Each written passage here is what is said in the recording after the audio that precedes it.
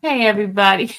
My apologies. While I was getting ready to go on live, my mother called and she forgot she had already talked to me about what she wanted. So I don't know. Hold on a second. Hold on a second.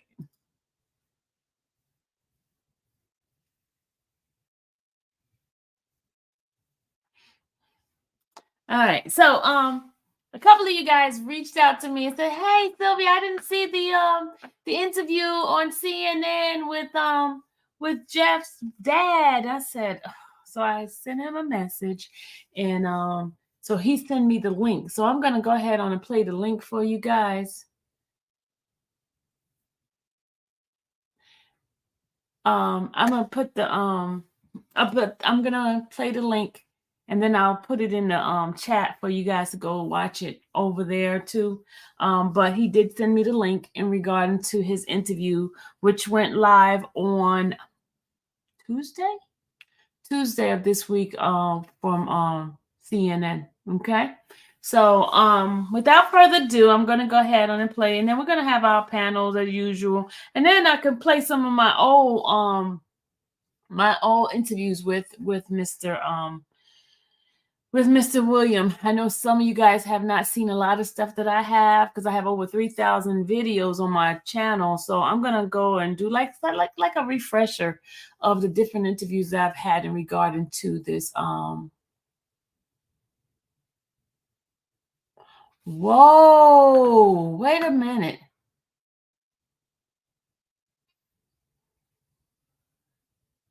Could we not put that kind of stuff in the chat? You said the Professor Nez called me an N-word on his live. Oh, sad puppy. Sad puppy. So at least I know I'm out there. I don't know who he is, so God bless his soul. God bless his soul. If I'm an N-word. Okay. All right, let me go ahead and bring that up.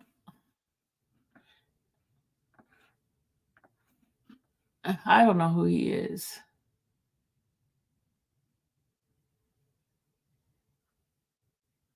He called me an N-word? Wow. A white man calling me an N-word. Wow. We still got that kind of stuff going on in America.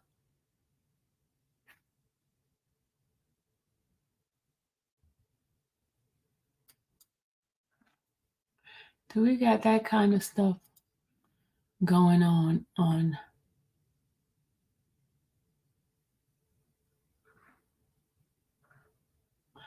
Okay, hold on a second, y'all.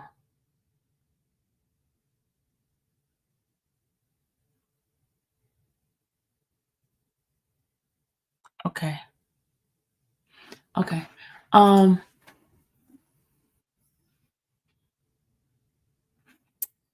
Let me go ahead and pull this up for you guys.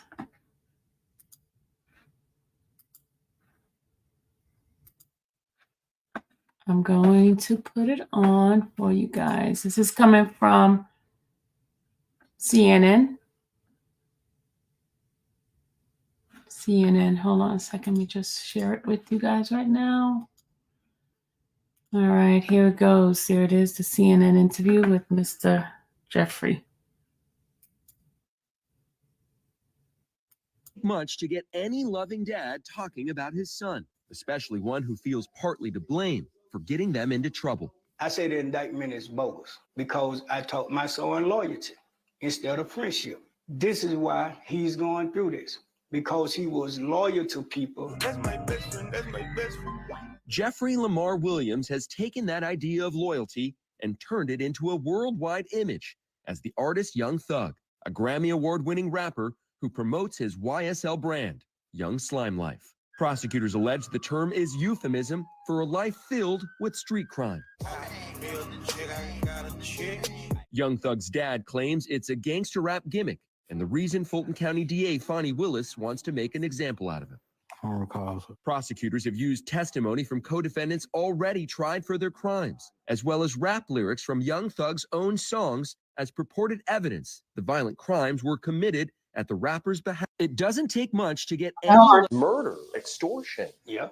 They're alleging that they all happened at the behest of your son.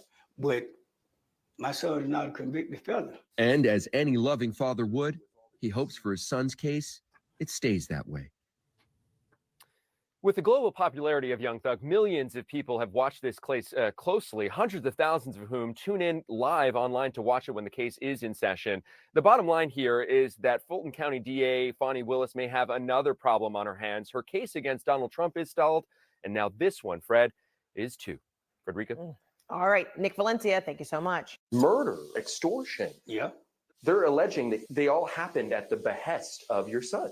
But my son is not a convicted felon. And as any loving father would, he hopes for his son's case, it stays that Oh, way. sorry, y'all. Hold on a second. I'm trying to get. With the global popularity of Young Thug, millions of people have watched this case closely, hundreds of thousands of whom tune in live online.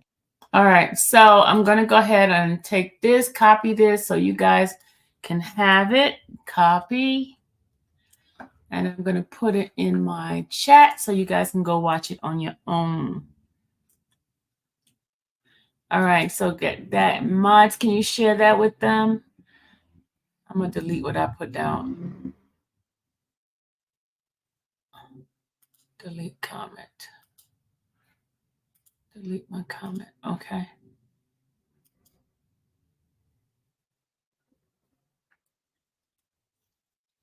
All right, so now you guys can get a chance to go over there and take a look at it on your own. So, but he had sent me the link, and that is the link for the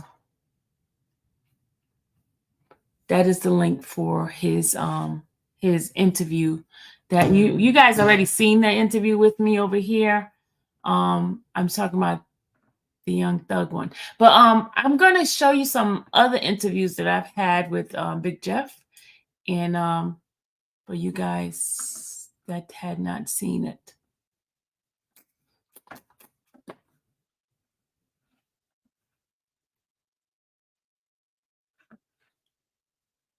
So that's the link.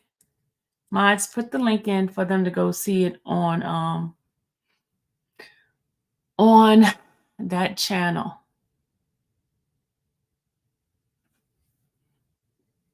Hey, Tall Glass, welcome back home.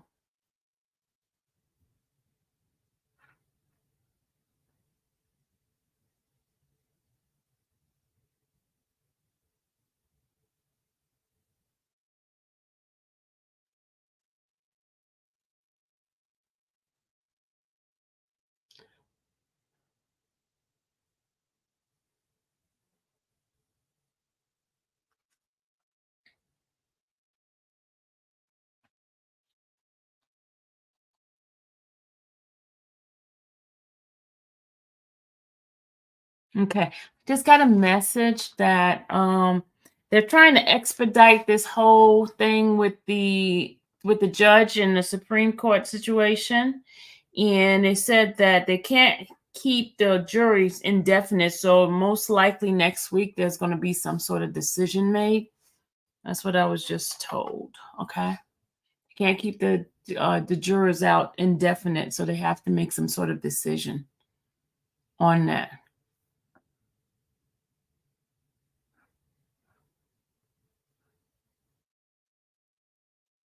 It says it's not working. Page is not working. Hold on. Let me go see.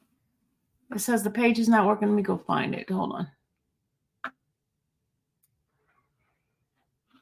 Try this link. Try this link right here. Try this one. Try that one. See if that one works. See if that one works. It works for you, R. Adams?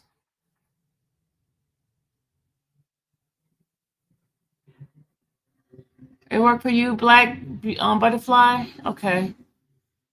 Did you do a video on Brian Still Motion? Oh, I didn't do that one. You want me to do that one, Marie? Want me to do that one? Because I started it and I never came back to you guys and finish it. Oh, Just Johnson, I just want to tell you something. Y'all, I'm telling you, God is so good. You know, because different companies been sending me different things because they've been liking what I've been doing. They like my earring and all that. So an earring company contacted me. So they're going to send me 9 earrings. 9 earrings they're going to send me. So I will be sporting their earrings throughout my lives and stuff. So they just want me to do one video, and they're sending me 9 earrings. So we will see some new earrings real soon, okay? Because since you just mentioned it, they just contacted me today. And I mean, I'm getting so much stuff because even today, look, I got this little thing, makeup thing they sent me. So I'm supposed to do a little clip on the makeup thing. They even send me like they were sending me baby cart and strollers and all. These companies been contacting me. Yeah, you guys seen my mask before, right? My mask. I have that mask. That was like a $500 mask. They've been sending me stuff left and right. So, and what I'm gonna do is I'm gonna start giving away stuff to you guys because I don't need this stuff. I'm supposed to be getting a mat. I got that little toilet thing. That one was broken when it was delivered, so they're sending me a new one. A lot of companies every day. I'm getting a company contacting me for me to do a video on it. Not hopefully not a pair like the one. Oh wow. Stay focused. All right. So, hey, Gemini. Okay, let me go ahead on and bring up my. Yeah, look at God. So, PB Williams says, stay focused. I did what I was coming in here to do, show you Mr. Williams stuff. Now, all of this stuff that I'm about to do is just extra because I didn't plan on staying in here too long. So, we hope you have a P.O. box and not giving. No, I have a P.O. box. I have a P.O. box. Didn't you see my P.O. box in my what's the name? I have a P.O. box. I have a P.O. box.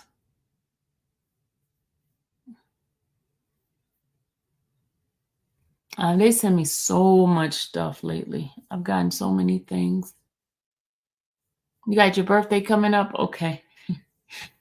I'm going to show you this it's a makeup thing that they send me. And it has a little light to it. Look. You see, you can plug it in and it lights up. I'm going to show you. Hold on. You see the little makeup thing, and then you push this thing here, and the light. See the light? I didn't peel the sticker off yet. There's a sticker on here. I don't want to pull it up because that's the mirror. They send me that. Yeah, I'm gonna let Dallas put makeup on me with that. I'm waiting for glasses. Once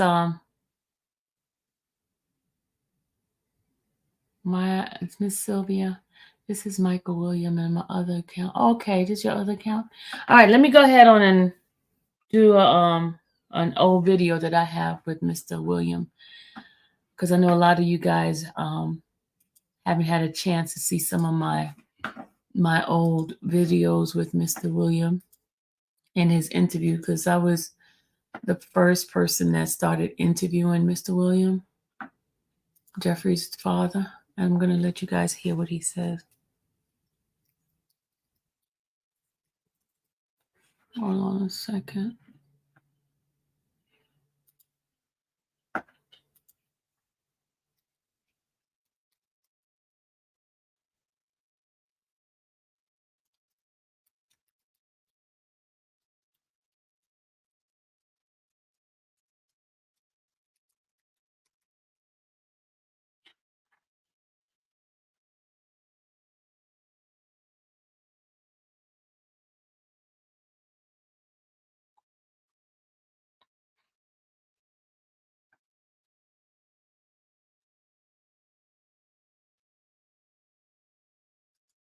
Here's one of my old interviews that I did with. Yeah. Okay, this is like one of my first interviews I had with him back a year ago. It was on December 2022, almost 2 years now. December 2022, and I'm gonna show you guys this this one here. Hold on. I've had quite a few interviews with him. And this is, I don't think this is the one that went viral, but here's the one. I'm setting up a vegetation. Oh, okay. Yeah. All right. Hold on. Let's see. Let's start it off from here. Hey, everybody. We're here. Finally. I'm going to hurry up and put him on before I lose him. Hold on. There you go. Oh, my God. I've had such a hard time. People thought I was clickbaiting them and things like that. So I'm trying to wait for everybody to get up in here. How are you? I'm living. I'm sitting here right now. Oh, is that by the courthouse? Yeah, I'm at Cobb County where my son is housed at. Okay. Did you just go and visit him? No, I'm setting up a vegetation. Oh, okay. Yeah. All right. Okay. So, well, thank you so much for taking up the time to be interviewed. I appreciate it. But got a question before we start. How are you really? How are you? I'm here. I'm fighting a battle. Fighting a battle. Yeah, I'm fighting a battle. So it's understandable. So how is he? How is Jeffrey doing? He's he holding up. He's holding up. We will to be expected. Have you seen him today? Have you spoken to him today? No, he can only have one visit a week. One visit a week? Yeah. So how's his housing and things like that there? Are they still doing a 24-hour shut-in, or what are they doing? He's doing 23 and 1. 23. So it means 23 hours inside and then 1 hour out? Yeah. So that's probably, I guess, being at court, he kind of liked that then, huh? Yeah.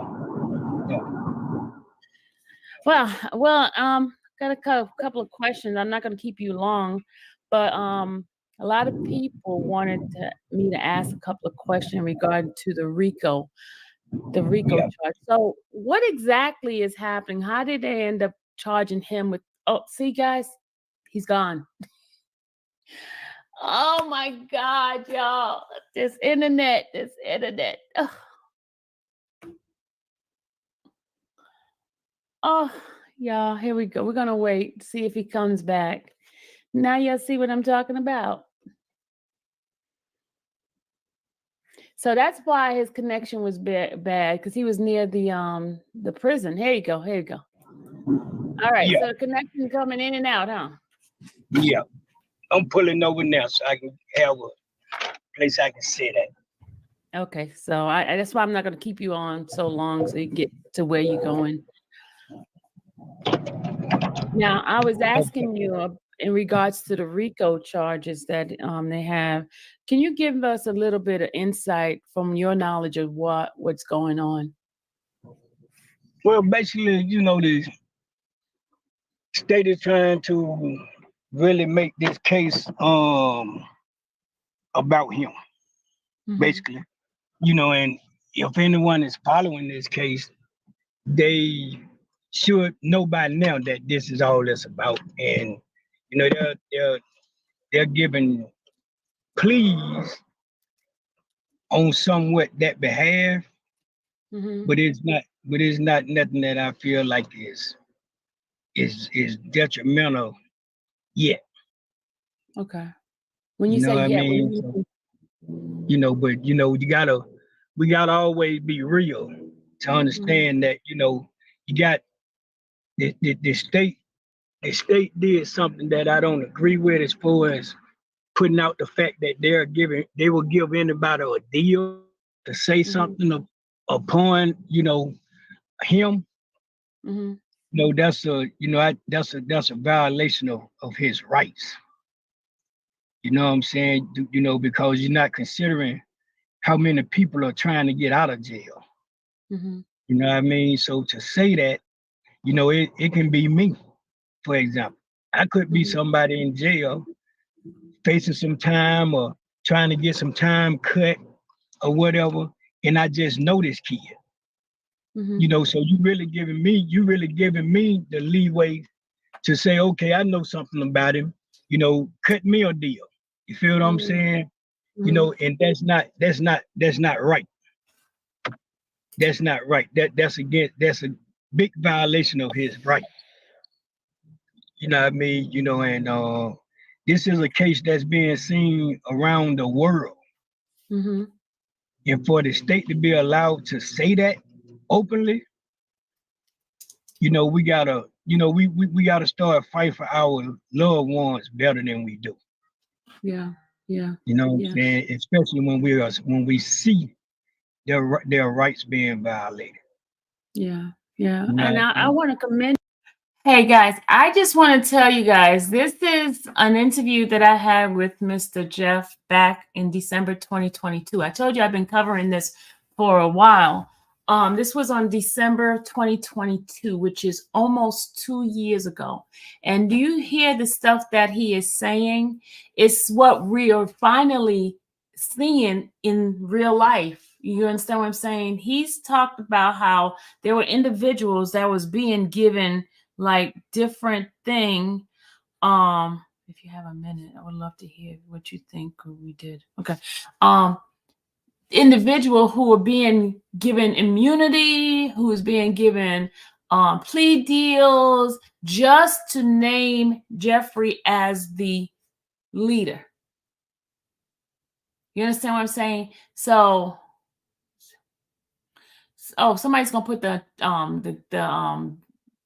channel in there for you, Keys. Somebody put Caleb Bumpus' channel in there for her. I mean for Keys, please, for him or her. I don't know if Keys is male or female, but you see it in real life time of what's happening. Before we were just speculating, but with everything that has happened, you've seen Beam getting on the stand. You've seen D'Angelo White getting on the stand saying that he don't know any of them and he's not supposed to be here. Then you hear Tick saying what he said, which is DK Tick. You hear what he said, and you hear different people telling you different things, and it all matches up.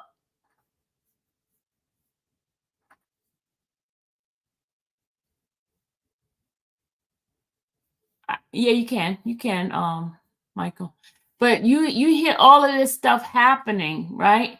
You hear different people, different situation that half of them don't know Mr. William, Jeffrey William. They don't know him, Thug.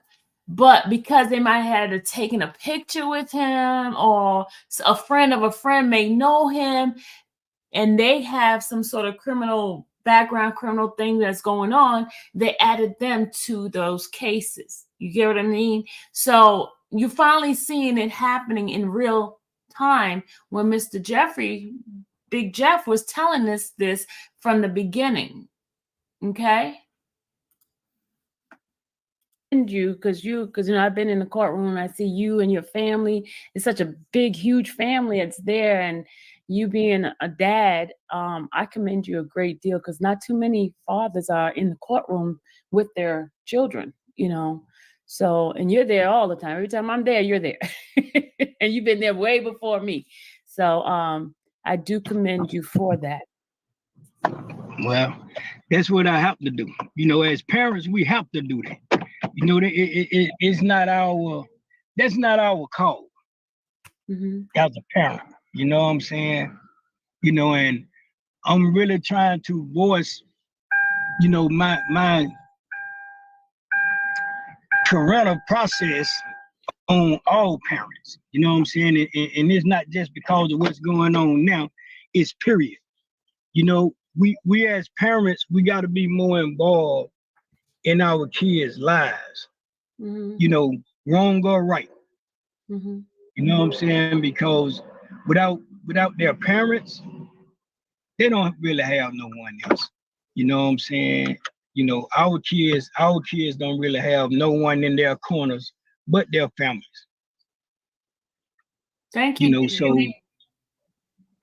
to know this and not face it, you're really not doing your child, you know, any kind of justice. You know what I'm saying? To be supportive when you're just supportive on certain purposes. You know, I've been a father that's been supportive on all purposes, regardless of what. Yeah. Yeah. You know what I mean? So that's just been me. That's who I am. And You know, how many kids do you have? How many kids do you have?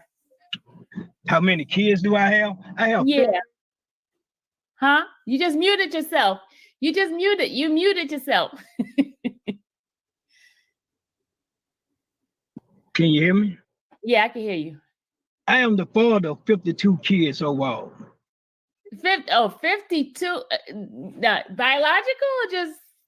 No, they're not. They are biological to me. Okay. Because I've reared them since they was babies. Wow. 52, you know, that's a lot. Yeah, so I'm really responsible for a lot of people. You know, a lot of people depends on me. I saw your clergy. Are you a clergy? Excuse me? I saw you have on a clergy outfit. Are you a clergy? No, I'm not a clergy. Nah. Okay. All right. Nah. So I was trying to figure out because I saw that clergy outfit on that you had sent me the picture you sent. Yeah. Nah. You know, that's actually a suit. Oh, okay. That's actually one of my suits is just outlined in red. Oh, got you. Yeah. So some of the things that I was seeing, like, how do you feel about some of the stuff that's coming out as far as the bloggers? You know, they're putting out all kinds of information and a lot of it's not true. And how are you gonna be able to combat some of the stuff that's being put out, the false information? By not entertaining it. Just by not entertaining it. You know, when you're on the outside looking in, you know, you can be made to believe anything. You know what I'm saying? But if people want to, you know, my advice is, if you want to know exactly what's going on with this case, just show up for court. You know what I'm saying? Just, you know, show up for court. If it's really that big of an interest to the bloggers, show up for court. You know what I mean? Then you won't have to, you know, their negative opinions. You know, the way the DA is trying to prosecute this case, we got to understand that the internet and the social media is the biggest jurors of all. You know what I'm saying?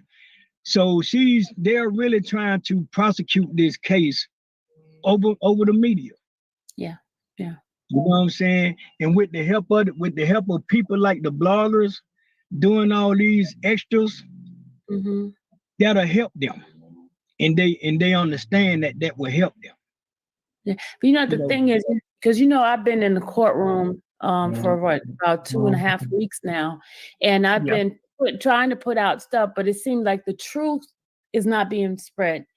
It seemed like the ones with the fake news and negativity is the ones that's channel just like being pushed out and just growing. And I'm trying to figure out, how do we combat that as bloggers, as bringing out the real information, going to the courtroom, hearing the trial, and bringing out what is actually happening and not the fake stuff. The way I feel like we can come back that now is the reason we're having this interview. Yeah. You know what I'm saying? So that people can actually hear it straight from the horse's mouth. Yeah.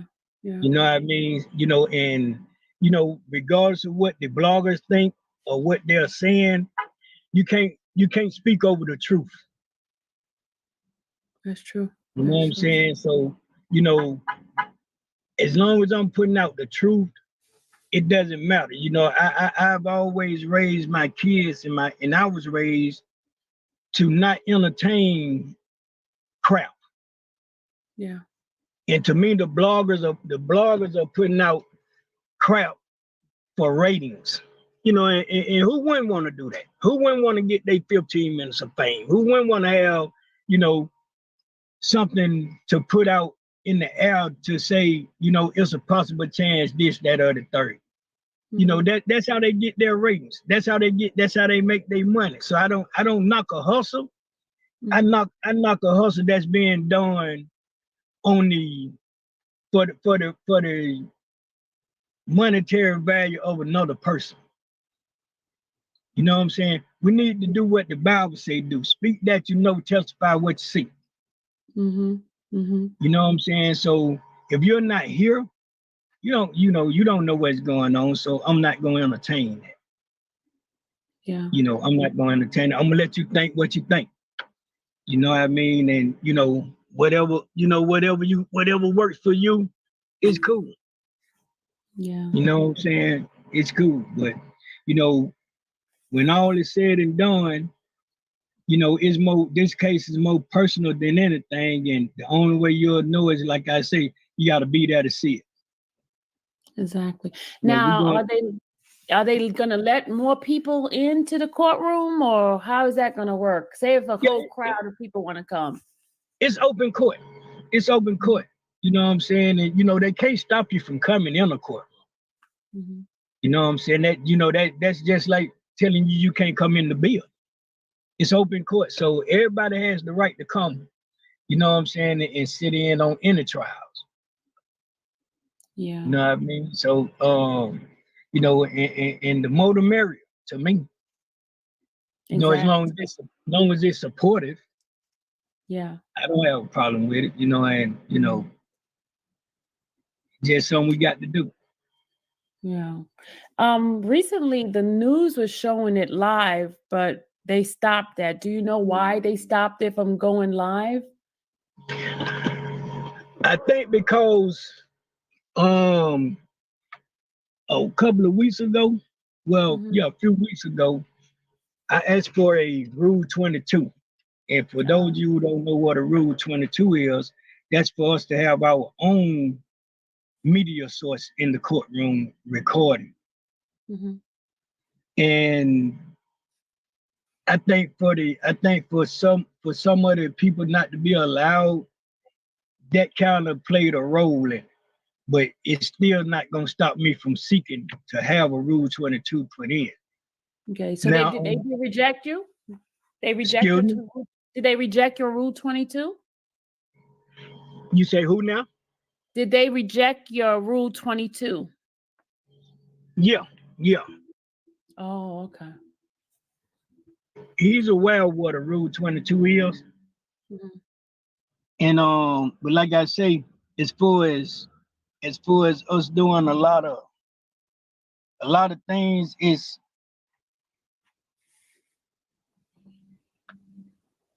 it's basically just going from one phase to the other. I just want to even the scope because I really don't want the media in the courtroom. Oh, you don't? Nah, because I think that somewhat give them the edge on putting out certain aspects of the case. You know what I'm saying? And then that's how the bloggers and everybody's getting misled because of what's been edited. They don't see the parts that's been edited. Oh yeah. So that's why I want a Rule 22 so I can show you all every detail of the trial. You know what I'm saying? It uncut. It's not gonna be cut. It's not gonna be censored at all. So now everybody will get a different picture because the narrative will be different. So they want to have their own type of narrative of what they want the outcome to be. So they taint what is being brought out. So they manipulate the system of what is shown and not the whole truth. Yeah, your phone is echoing. My phone? You mean I'm not on the phone? I'm on a computer. I'm on a desktop. Oh. So it's your phone. Let me see something. Okay. Guys, make sure y'all share, huh? Hold on. Yeah.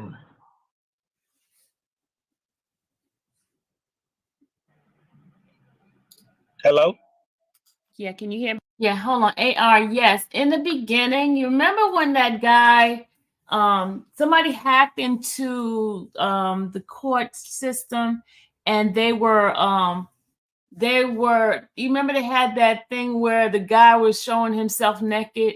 They hacked into it the first time back in November 2022. Remember that? So from like beginning of December, they stopped showing it live, and they were trying to see whether or not they were going to start going live once the trial actually started, and they started making it live again. So they had stopped it for a minute, AR. They had stopped it.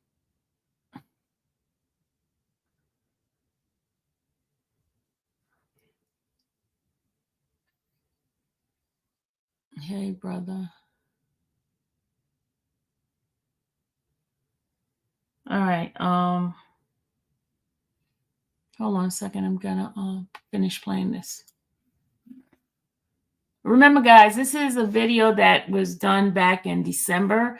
I'm just bringing out some of my interviews with Mr. Jeff and see what he said and see if it's lining up with what's going on now, the real-time stuff that's happening right now.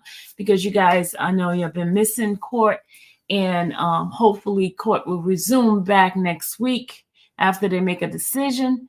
But they're trying to do it expediently if they can, because they don't want the jurors to sit out indefinitely. Okay. So I just want to share some things with you guys to keep you guys, because I know I was getting messages left and right from folks like, hey, do you have some stuff you want to show us? Yeah.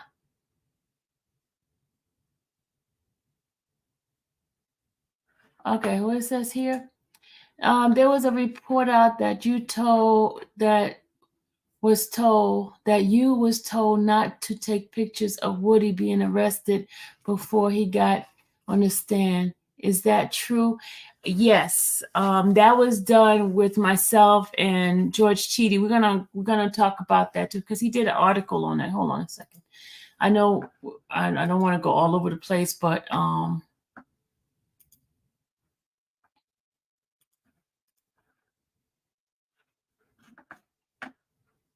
I don't want to go all over the place, but it was in the document that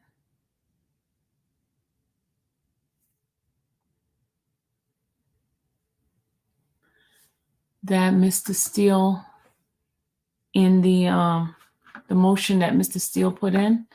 Let me show you. I know y'all, we're going all over the place, so I just want to answer people's questions. My apologies if y'all think I'm going all crazy. But I just want to get you guys, let me go ahead. This one. This is the article from the motion that Mr. Steele submitted. Right here. This is it right here. This is the article that was referred to right here, George Cheedy. That's the YouTube. Hold on. I'm trying to get the YouTube, the article itself. Hold on. There it is, George Cheedy article right here. It was attached, and let me go bring it up. You guys can see that. Are you there? You guys can see that. And this is a George Cheedy saying that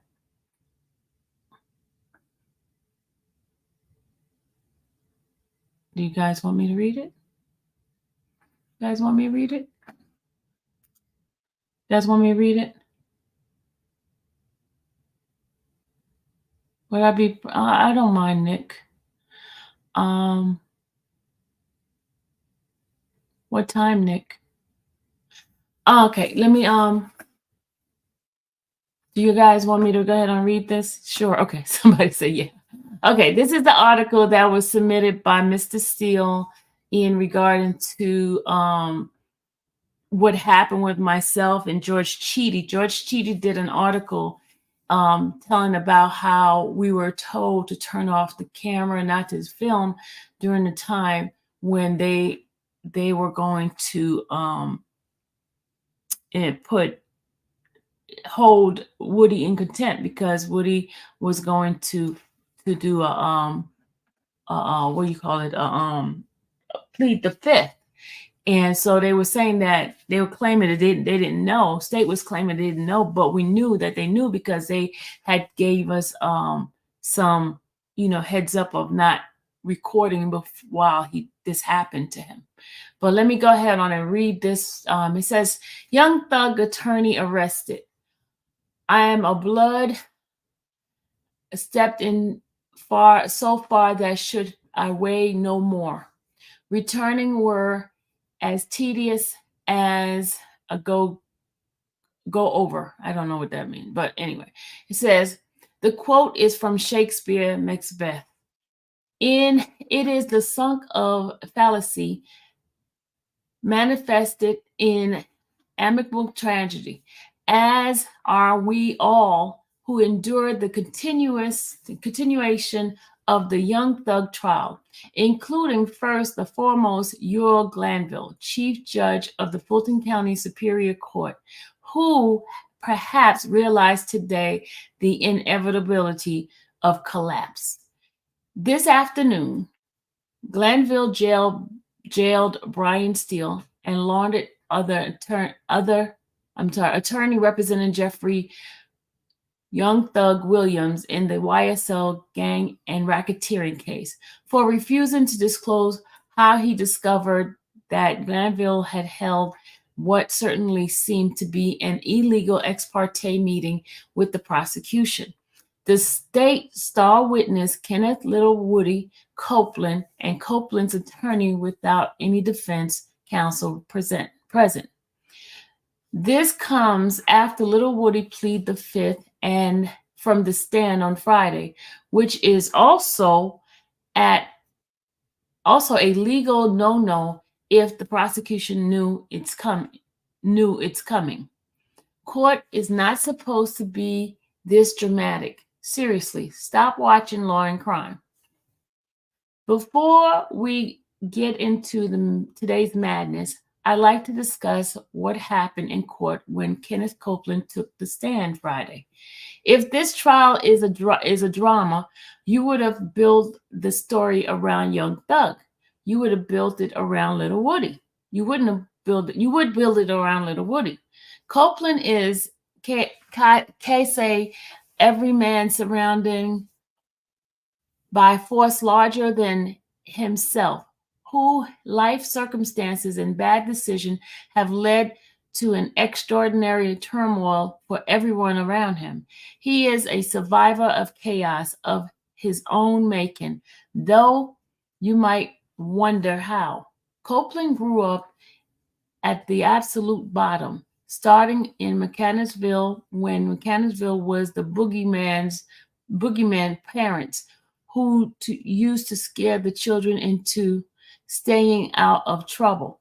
Fatherless as a child and intermittently housed, Copeland connected with William and others on the street. According to court records, police describe him as bullet repellent. He's been shot a dozen times without injury. He has been in and out of prison most of his adult life. And also, last time on a federal weapon charge connected to the gang war he helped participate. After being robbed by a YFN gun member at Club Crucial, he wasn't robbed. I thought he was beat up. At Club Crucial in January 2015, Copeland understandably approached Young Thug and asked him to rent a car. The car that was ultimately used in the drive-by that killed Donovan Nut Thomas and started the street war. Woody is the one who can connect Young Thug to the murder, the one who could stand definitely if William knew it would be used on a hit. Woody was famously captured on a leaked interrogation tape from his 2021 arrest on a weapons charge, begging for a way to talk to the cops out of sending him back to jail. It's clear today that he's been quietly talking to the police for the better part of a decade, which may be why the charges from 2021's arrest were dropped. In court, Woody's attorney said the cop had been talking to him for nearly 2 years, even as Young Thug has been cooling in a jail cell. Needless to say, an awful lot of people wanted Kenneth Copeland dead. Woody is kind of screwed no matter what he does. The DA offered an immunity deal for his testimony, but that doesn't preclude the feds from charging him with the federal crime of being a felon in possession of a firearm. Normally, they would probably honor the local deal, but neither is normal here. The deal means he can't plead the fifth because he can't incriminate himself with his testimony. And yet, that's just what he did Friday in front of the jury, which is why Judge Earl Glanville currently sent him off to jail for a weekend on Rice Street. Defense counsel flipped out. You see, unlike the movies and TV, court are not supposed to let people tell a jury that they're pleading the fifth. That revelation is supposed to be made without a jury present because the witness is telegraphing that they've done something so bad that they are afraid they'll go to jail if they talk about it in court, which tend to make people think you're a criminal when you do so. If a witness is going to plead the fifth, a lawyer knows that they're not supposed to call the witness to the stand to avoid that scenario. Steele called for a mistrial, but before he could even get the words out, Glanville told him that the prosecution couldn't have known that Woody would do that, since the last thing he said in court, after some surely resistant, was that he was going to testify, and I have to call bullshit on that. Glanville knew there was a reasonable basis for prosecution to know Woody would pull that stunt because I knew it and I told him. 5 minutes before Copeland took the stand and was similarly carted to jail, two sheriff deputies pulled me, the video camera operator from Law and Crime, and Sylvia Tumusimi out of the court to tell us not to record an arrest if they had to cuff him in the court. I protested, and the deputies said the instruction came from Glanville and that the judge would put it on record if I asked him to do so, which I did. I called his staff attorney over and told him that the deputy's instruction was in conflict with my Rule 22 order, which after a court hearing that cost me some money, explicitly allowing me to take pictures of everything except the jury in the court. I asked for the instruction to be placed into the record, and he agreed. I saw him talk to Glanville a moment after our conversation. Glanville did not, however, put the order in the record. He let Woody take the stand, be clowned himself, and get swept into jail by a bailiff. Keep in mind that the inmate have dug holes through the walls of Fulton County Jail not to escape, but to shank someone else. The jail is insanely dangerous, and Woody has told police before that he doesn't believe he can be protected there. If Glanville was being reasonable, he would have taken the question of the prosecution for knowing seriously. Instead, he was poisoned to immediately sweep the issue aside and march on with the trial. Seeing that happen in real time has fundamentally changed my view of this trial. Monday, little Woody was back in court, but the 9:30 start time ended up being more like 11 o'clock. That's not especially unusual in this trial, but Copeland has relented and was testifying, and he was being squirreled lunatic mess in the stand, treating direct answers like Ballard and the suicidal skateboard run. And he also was testifying. He was testifying. He had been given a talk to. After lunch break, Steele confronted Judge Earl Glanville about the ex parte meeting and suggested on information and belief that Kenneth Copeland had been threatened with jail if he did not testify. Glanville's reaction was not to deny the meeting happened, but to become increasingly incented that about Steele discovering that it had occurred. Now, I'm not a lawyer. I am a simple man of written word. I have had no fancy schooling or the finer points of legal conduct. Aside from some graduate studies in the MBA program of business law, but I can read the one-page rule for ex parte contact, and they're not complicated. Do it do. Don't it do. I don't know why he said it. Don't it do. If you do it, you have to disclose it immediately. The legal principle here is pretty basic. The prosecution and the defense are entitled to the same information. Prosecutors can't keep secret, particularly after a juror has been impaneled. It's why discovery exists. The DA has to tell the defense what is going to use. An ex parte meeting like this, according to legal expert weighing in as the live stream unfold, mouths agape to the audacity of it. It is not grounds for reversible error. It is shockingly Judicial Qualification Commission hearing level of impropriety. It is potentially career-ending conduct. And Glanville just jailed Steele for asking about it.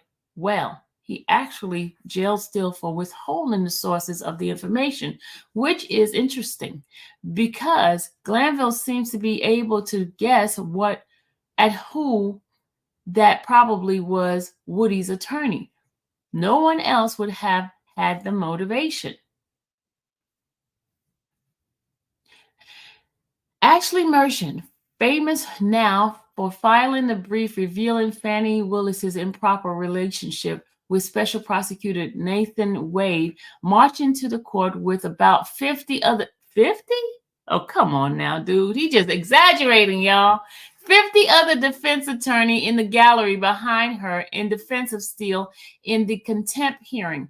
It appears that every defense attorney in the entire courthouse emptied into the room 1B.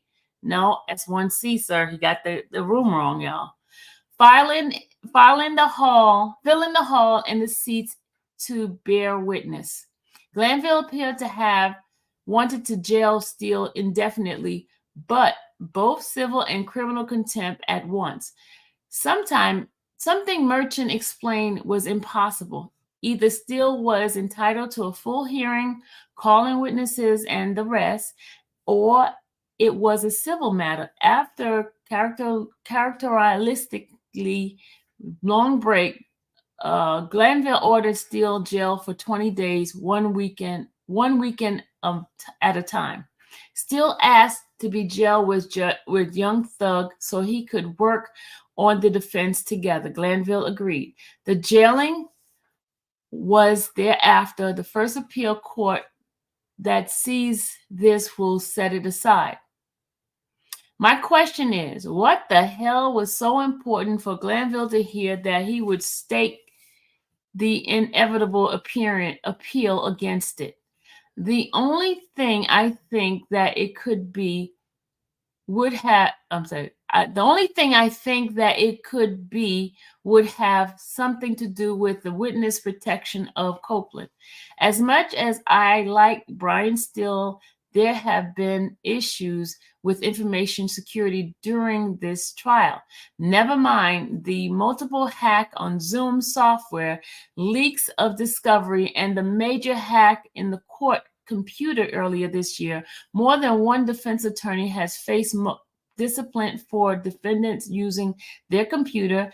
The premises of holding all these people in jail while this trial is going on has been because a supposed preponderance of intimidation of witnesses. Glanville seems to think that an examination of the transcript of the meeting will make it clear that he didn't need to disclose it. But he's also unwilling to release the transcript, even though little Woody is still on the stand and facing imminent cross-examination. I'll let that be an issue of the appeal court, Glanville said over and over. Friends, I think Glanville has decided that the case is fucked, and there's nothing he can do about it at this point. He doesn't want to call a mistrial because it would require acknowledging the error and 2 years of effort spent for naughty, plus possibility that the district attorney's office would be re-indicted in any way because Fannie Willis is just that keen on seeing a conviction here. He knows this is going to be reversed on appeal, but cynically would rather keep William and the rest in jail until then because tying down in court keeps them off the street and away from their ops. At least that's my interpretation. I would ask him, but judges don't talk. Nonetheless, I no longer believe Glanville is measuring the law. I believe he is measuring the pain. Looking at the path of the least agony, going through beats of going back, Woody will be asked what he said in the meeting. If Woody lies, Glanville will know. And if Glanville allows perjury to propaganda, that becomes another basis for an appeal and a reversal. All right, so that's what he said. All right, that's what he said, y'all.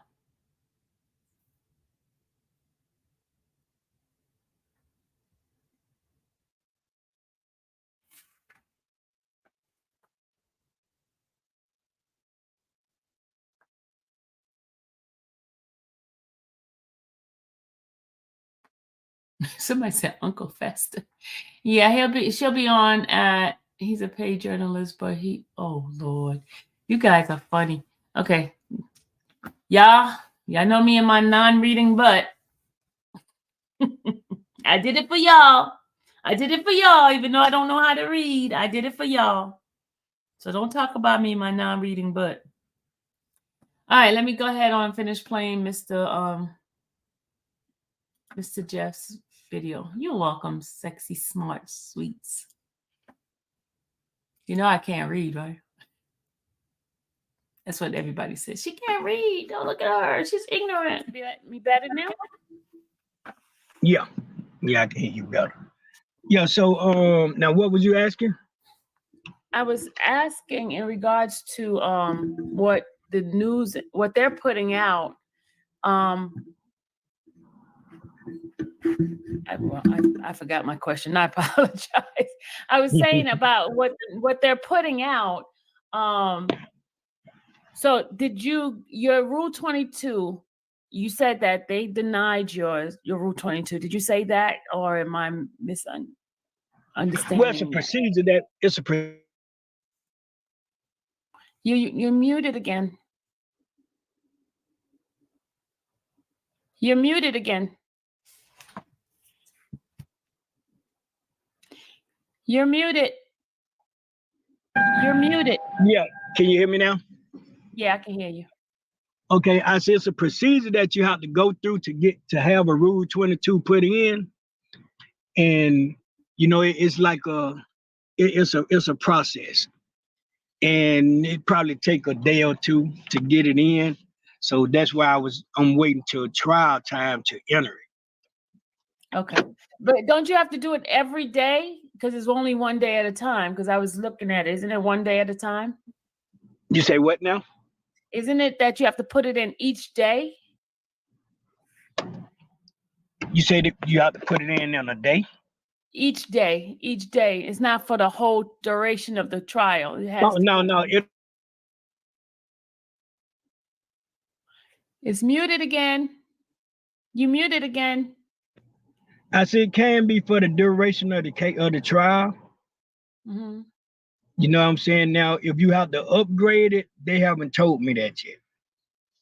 Okay. So far, I guess it's for the duration of the trial. Okay. So, with the co-defendants taking all these pleas, how do you feel about the case?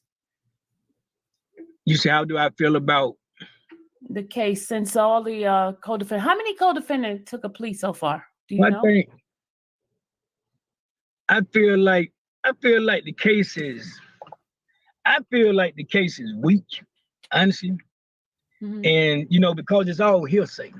You know, regardless of, you know, everybody saying these guys taking pleas or this, that, and the other, it's still based on hearsay. Even the pleas are taken off of hearsay. And like I said, you know, we can't never forget that in the beginning, the state opened up. Day one, we're willing to make people deals. You know what I'm saying? And you know, hey man, who wouldn't want to try to, you know, maneuver their way out? You know what I'm saying? So, you know, I'm not mad at anybody for what they've done or for what decisions they have made. You know what I mean? It's just right now it's about me fighting with my child. Yeah. You know, so I don't have no animosity. I'm not mad about anything that's going on because, you know, I believe in, you know, and I tell this to other parents and I'm telling it to everybody that's listening. My pet peeve about being in a courtroom has always been, if you don't feel like you can handle what's being said in a courtroom, when it comes down to your loved ones or anybody, don't go in it. Don't go in it because, you know, it's designed for that. Anytime you are the defendant, it's designed for the prosecutors to make you look bad. Mm-hmm. You know what I'm saying? So if you can't take that, my advice is just don't go in the courtroom because you gonna hear it. You are going to hear some things that you don't agree with, that you feel like is totally, you know, not your loved one or not the person you there to support this, that, and third. So, you know, if you can't stand it, if you can't stay strong, just don't go in there. Then you won't have to hear it. You can read it on the internet. You can see it on the news, you know what I'm saying? Mm-hmm. And you might can deal with it better. But as far as being there to see it and hear it for yourself, you gotta be strong. You gotta be strong-willed. Yeah. Speaking of your son, who is Jeffrey and what type of child is he? My son is my clone to me, honestly. Okay. He's my clone to me because, you know, and I have said this to his mom all his life. A lot of my genes that my son have that came from me, sometimes I really hate that he got them. You know, and one of those genes is us being too good to people. Yeah. You know what I'm saying? And, you know, and I have explained to my sons over the years, a lot of things that we do as far as people wise, sometimes it can hurt us and sometimes it can help us. Mm-hmm. You know what I'm saying? But it all comes from us being too good to people.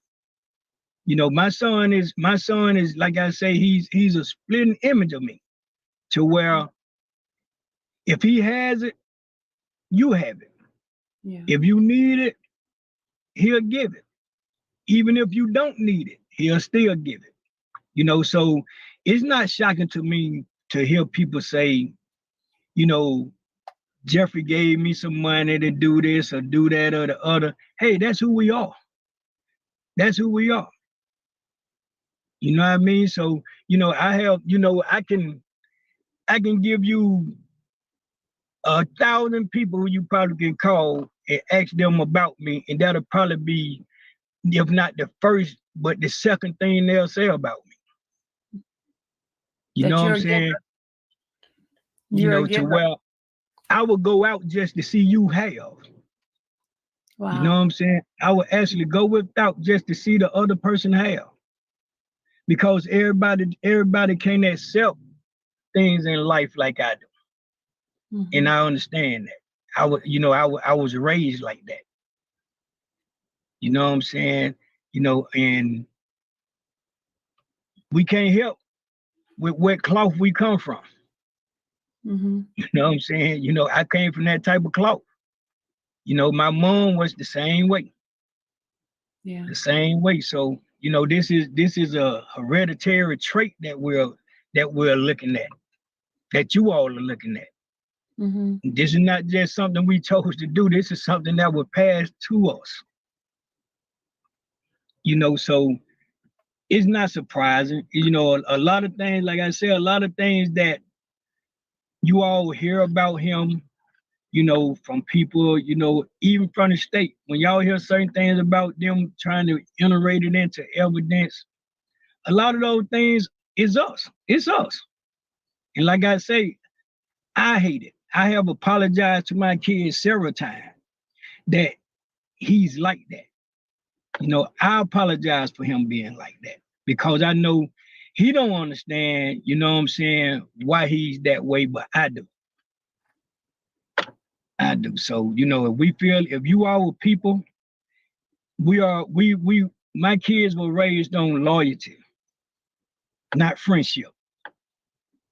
Because they understand that they do not have friends. You know what I'm saying? So for them to say friend, they're really saying loyalty. Yeah. Yeah. To the people who they associate with. You know what I mean? So, and like I say, sometimes we pay the toll for it. Yeah. And right now, I think that he's paying the toll for it, and the state is trying to use it to their advantage as much as possible. Yeah. You know what I'm saying? So it's, you know, it's a lot. It's a lot for me to deal with right now. It's Yeah, a I lot. understand. One of the things I was thinking about when you were telling me how he went and he helped bail a whole bunch of people out that were going. Could you tell us exactly the story that you was telling me about it, which it touched my heart, and I just wanted you to share it with the people in the chat in regard to the time. Well, before he was incarcerated, Mm-hmm. they did this prison release, to where him and a couple of more guys in the industry got together, and they bonded out guys from jail that was, you know, that couldn't make bond, you know, had been sitting in jail for, you know, a couple of years, this, that, and the other, you know. And it's crazy because, you know, we're being accused of being these notorious people in the city, but the guys that was bonded out, they was taken to dinner, you know, they was given a couple of dollars to put in their pockets, this, that, and the third, and they were from different sides of Atlanta. Mm-hmm. Mm-hmm. You know what I'm saying? But now we're being accused of being these people that's terrorizing Atlanta. You know, that we have enemies on all sides of Atlanta and this, that, and, you know, it's really not true. it's really not true. You know what I'm saying? So he have done the same thing in the jail that he's in. You know what I'm saying? As far as bail people out, Oh, this, that, and third. we You mentioned know, that. and on top of that, like I say, our hearts. You know, here's a man. I know you came in late. I mentioned this is an old interview. We're just going back to seeing what was said back then, what's happening now. We're trying to see what real-time stuff that's happening. Okay. This is an old interview. The new interview he did with CNN, I played that earlier. And this is something I'm giving a bonus to the folks, okay? There is a new interview that he did with the CNN that I showed you my live a couple of weeks ago. That was played on CNN. Okay.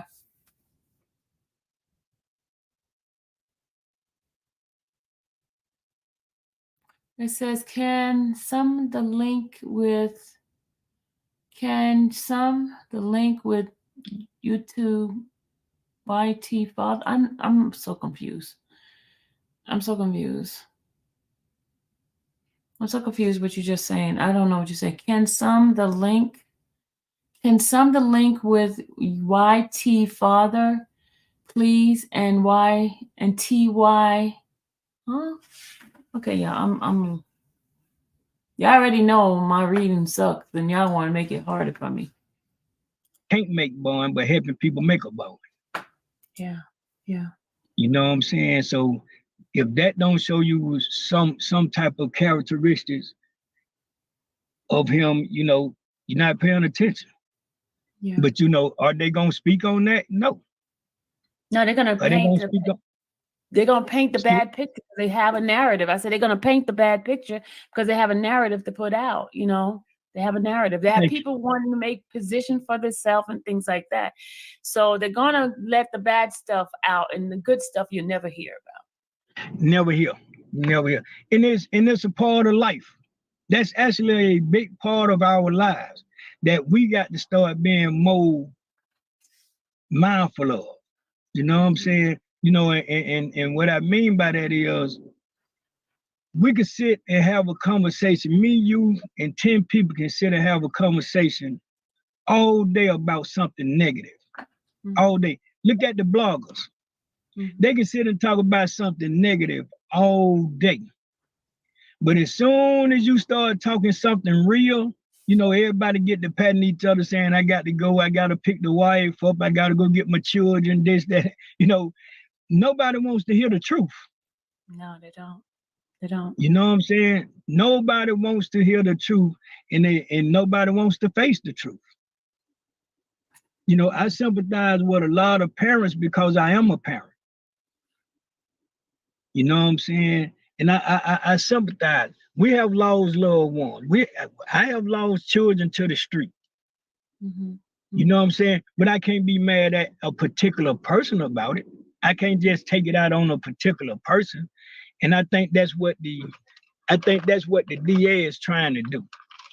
Well, I'm not gonna say trying, that's what she's doing. Jams. You know, and it's because of, you know, personal relationship with the family that they're putting the most emphasis on. Okay. You know what I'm saying? Okay. You know, so no, I would say okay. Ma'am? No. I was saying okay. I was just like agreeing with you. You know, and these are facts. I'm not speaking fiction. I'm speaking facts. You know what I mean? And you know, it's just a lot. You know, but come trial time, the world will know. Okay. The world will know a lot that they don't know. That they haven't. Yeah, and this video is before trial started. Process on knowing. This video is before trial started. So, but other than that, I'm Big Jeff Williams of YSL Records, YSL Loaded. And I'm gonna fight with my child to the end. That's good. Thank you. Well, I thank you for your time. I don't want to hold you on too long. But what would you like the bloggers out there to know? And how can I being on the side of coming into the courtroom, how can I help spread the word? Just by doing what you're doing now. Okay. You know, just making it possible for us to be able to relate to the people. You know what I'm saying? If we're going to fight this case, you know, I'm at the point now to where if the case going to be fought through social media, I'm cool with that. You know what I'm saying? But we're gonna make sure that the people knows all of the truth instead of part of what's going on. Mm-hmm. You know, and that's the difference. I don't want the public to be misled no more. Right. Yeah. So, you know, with the news and the prosecutors, they're being misled to the fullest. And that's how I feel, and I always feel like that. And it's not just for this case. I have seen a lot of cases recently, you know, that's going through just about the same thing, but they're getting lenience more so than anything. And, you know, we understand why. We understand why. The sad thing is they're using lyrics as part of the case, and the freedom of speech or freedom of artistic expression is being jeopardized because they're using that against the artists. And I think that was an excuse, honestly. Mm-hmm. I really feel like they use the lyrics as an excuse to make the arrest.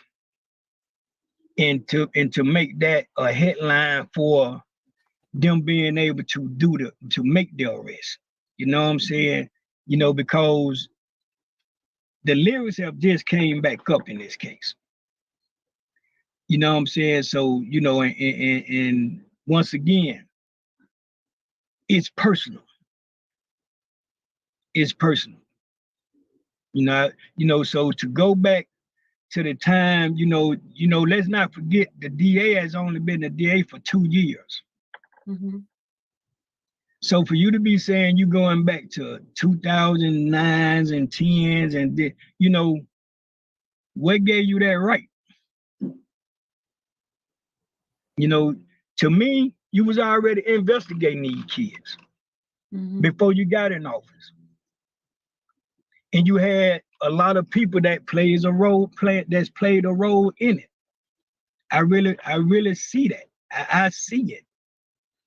You know, so this is nothing that you came in and said, okay, we're gonna decide to open up this case, open up that case. You know what I'm saying? Mm-hmm. This is something that was already premeditated. So they're opening up old cases and adding it to your case? I mean, to Jeffrey's case, not yours, but because these are these kids' priors. You know what I'm saying? You arrested them on their priors, and some of these kids wasn't in my son's life when they committed some of these crimes. Wow. You know what I'm saying? So, you know, is like I say, everybody that's in this case to me was handpicked. Wow. Handpicked, you know, and that's how I feel. That's my belief. They was handpicked. Why do you think they were handpicked? You know, everybody's too well familiar with these kids' personal lives for them not to be handpicked. Okay.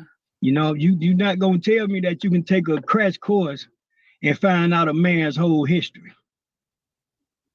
in under a year's time. That's impossible. Yeah. That's impossible. You know, it is no different than you telling me that a person is an expert after taking a 40-hour class. That makes you an expert. Mm-hmm. Mm-hmm. You have no field experience. You haven't been associated no kind of way in the field that you're being trained for. So after you take a 40-hour reading course, you're an expert. Not the reading course, Let's y'all. make that make sense. When you got, if that the case, a doctor should be able to take a crash course to be a surgeon and don't have to go to school 12, 15, 20 years. That's true. Just give them a 40-hour crash course. And they'll send them somewhere to do a brain operation. I don't want no doctor going doing with no hands-on experience. You know, from when I went to school and I took trades, I was always told hands-on is better than in a book.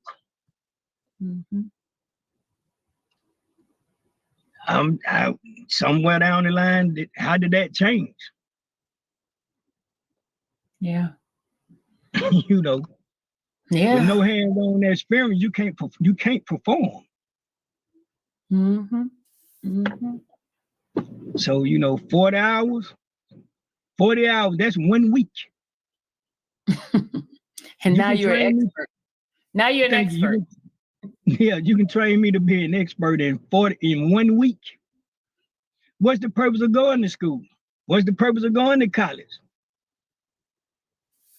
You know, what's the purpose of, you know, why are we continuing education? Just go on and break all subjects down to 40 hours. And let's see how long the world survive off of that. We'll see how long, right? Thank you. You know, when you know, I had a person said to me, I can look at a person and tell what they are.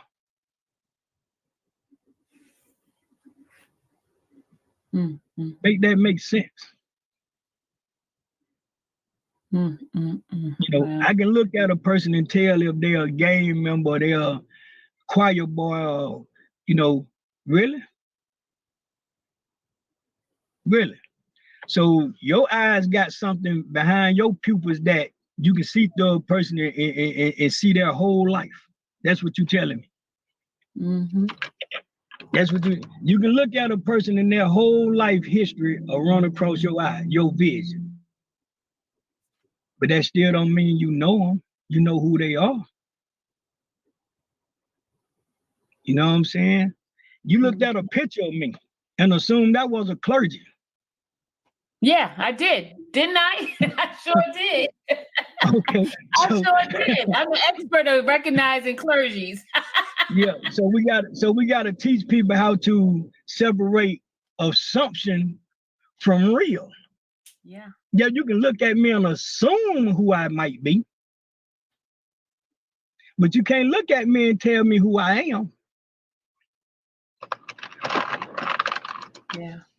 You know, a lot of people didn't think that my son had a father until 4 years ago. Yeah, they thought he was a regular street guy that didn't have no upbringing. Thank you. But he don't know he got a mama and a daddy. Thank a whole bunch of siblings. You know, and let me piggyback this to you. That has been in his life since he's been in the world. Oh, okay. Okay. Dad. Has never been without his father in his life. So, you know, a lot of people really had it twisted, but you can look at him and tell. No, you can't look at a person and tell where they coming from or know where they are going. Yeah. Can't do that. You know, my personal experience of seeing you guys, I see a close-knit family. It's a lot of family members, and you can see the love between you guys. And y'all very thoughtful too, very thoughtful people. Yeah, you know, we go ahead. I was saying, from my personal experience, from a short time I've been around you guys, you are very thoughtful people. I mean, your children offer me food, you know, all that kind of stuff. I was like, y'all very thoughtful people. Yeah, and that's what I mean when I say that's something that I hate is in my kids. At certain times. Certain times I want my kids to be able to say no. Because that's our nemesis. We can't say no to people. You know what I'm saying? And they got it honest. You know, they have it honest. And me and their moms have to live with it. Our kids have it honest. Yeah. You know, and like I say, sometimes this is the things you get from that. Yeah. You know, we gotta, you know, I try to give my children the best advice I can give them on life and on about people. But you know, we can't be with them 24 hours a day, 9 days a week. You say 9 days a week, not 7 days? So where does extra days come from? Yeah, so we can't be with them all the time. You know what I'm saying? So we have to give them the morals, and we have to nourish them with the morals to hope that they go out and make the right decisions. You know what I'm saying? But we was children too. We didn't make all the best decisions neither. Nope. You know what I'm saying? So we can't incriminate them and not incriminate ourselves, because I'm quite sure nobody has ever lived a perfect life. Not me. Okay. Me. So sometimes we have to put reality above negligence. Yeah. You know what I'm saying? We have all did something that we can sort of say we regret it. But at that time, we may have had to do it. You know what I'm saying? We may have had to do it. And like the book say, he without sin cast the first stone. I would like to see some of these state prosecutors not throw a stone. Well, I have someone in the chat right now. Here's his message. He says, keep in mind, he wasn't singing church song when he was singing the life he was living. This is what somebody put in there. He's been putting a couple of messages on here, so I just wanted to bring his message up attention. Yeah. And some of the things that these artists sing about, it can sometimes be entwined with the way that they have lived. You know what I'm saying? But that don't mean they committed a crime. At one time when I was growing up in the projects that I'm from, we used to walk out the door and see death. But that don't mean we committed the crime. You know what I'm saying? So if we wanna prosecute somebody for lyrics and speaking, you know who we need to have in court every day, all day? Who? News reporters. That is so true. News reporters. Because if I'm an artist and I'm traveling, this, that, and the third, and I come around people, and they having a discussion about somebody who got killed or somebody who got shot or somebody who got hit on a car, somebody who got burned in a building or this, that, and the other, and I'm making a song and that goes across my head and it sounds like something I can put in a song. If I say it, do that mean I did it?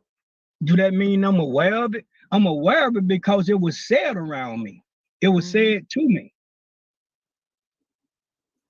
But did I know about it in the beginning? No. So, the media would get, you would have reporters that'll do a live report and say, young man got shot at a club, this, that, and the other. Or 2-3 people get shot in this, that, or the other. And then they say, well, 2 of them shot in the head, 1 shot in the leg, 1 shot in the back, 1 shot in the ankle. Hey, man, and then if a guy make a song about it, that means he's the one did it? Let's make it make sense. So if you want to incriminate somebody for speaking on something, let's start with the media. Yeah. Let's start with the media. There's a couple of people want to ask you a question. One person asked, did Young Thug get a plea deal? No. Okay. And then the other question there's asked, do you feel confident that he's going to be vindicated? Yeah, I feel confident. You know what I'm saying? I'm always feel confident because we gonna speak on the truth. You know what I'm saying? But it's not for me to say how the jurors gonna feel.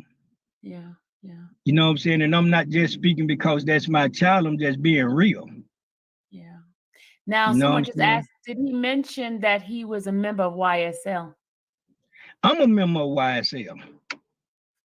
What is YSL? Because Yeah, they're saying you it's know, a gang, but what is YSL? I'm more of a member of YSL probably than he is because I'm the one registered it. So it's a registered business? YSL is a record label. Okay, okay. The state made YSL a gang. The people in the city made YSL a gang. The people, you know, people like whoever asked that question, he may be one of the people that's the reason why we're being looked at as a gang. Because he probably respects us as being a label. Okay. You know what I'm saying? You know, so for people to say I mess with YSL, or I F with YSL, or you know, I'm YSL to the death, or this, that, and the other, you know, like I say, people on the outside looking in, okay, they can take that many ways. But that don't make it true. Mm-hmm. That don't make it. Out of the 7 years we've been registered as a label, 8 years, brother, I have never heard not one person in our entourage, not one person on the street that said YSL stands for Young Slime Life. I have never heard that until this case. So what does it stand for? Our YSL stands for Young Stoner Lifestyle. Young Stoner Lifestyle. Okay. Yeah. So why now they put it as Young Slime Life. Okay. But guess what? You can call it whatever. That don't mean it's us. Yeah, yeah. You know what I'm saying? You know, we're not the only YSL. You know what I'm saying? We're just a YSL based out of Atlanta. Mm-hmm. So yeah, we're gonna get the blame for whatever YSL somebody else can come up with. Okay. You know what I'm saying? It can be you. You can start calling yourself YSL Underground. Guess what? They're gonna feel like you part of Young Stoner Lifestyle. And it's all because we're based out of Atlanta. You know what I'm saying? You don't see East St. Laurent being held to be a gang, do you? No. Okay, they YSL. They're just not based out of Atlanta. Okay.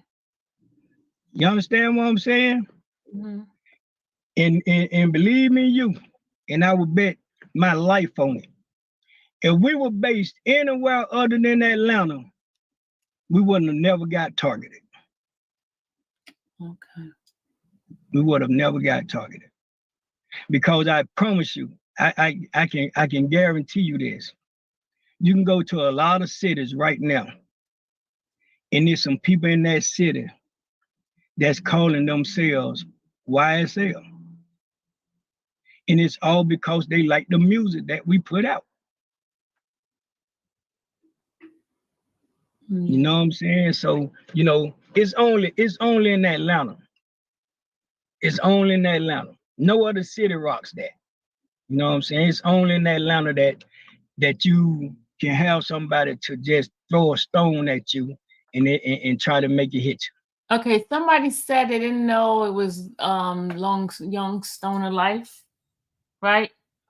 I just checked the Secretary of State. It does say that. It just says Young Stoner Life. Hold on, let me show you. They have location in California too.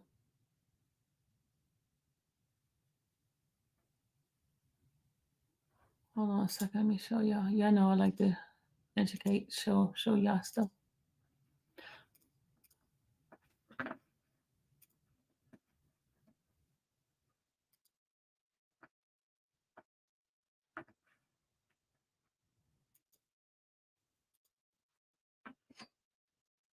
The Georgia Secretary of State right here. There it is right here, y'all.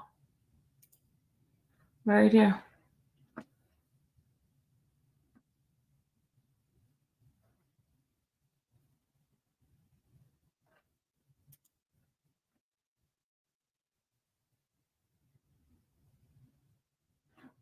And it's in Georgia. The physical address is in Georgia. Yeah. Yep.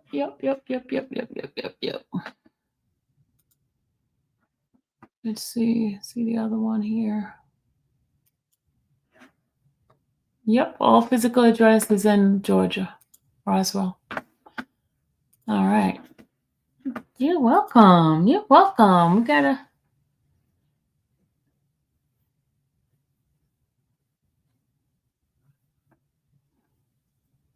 It's all semantic. I mean, it says it. Lifestyle. Life, okay. So Libra, you want to sit here and okay. I'm gonna believe what the man say.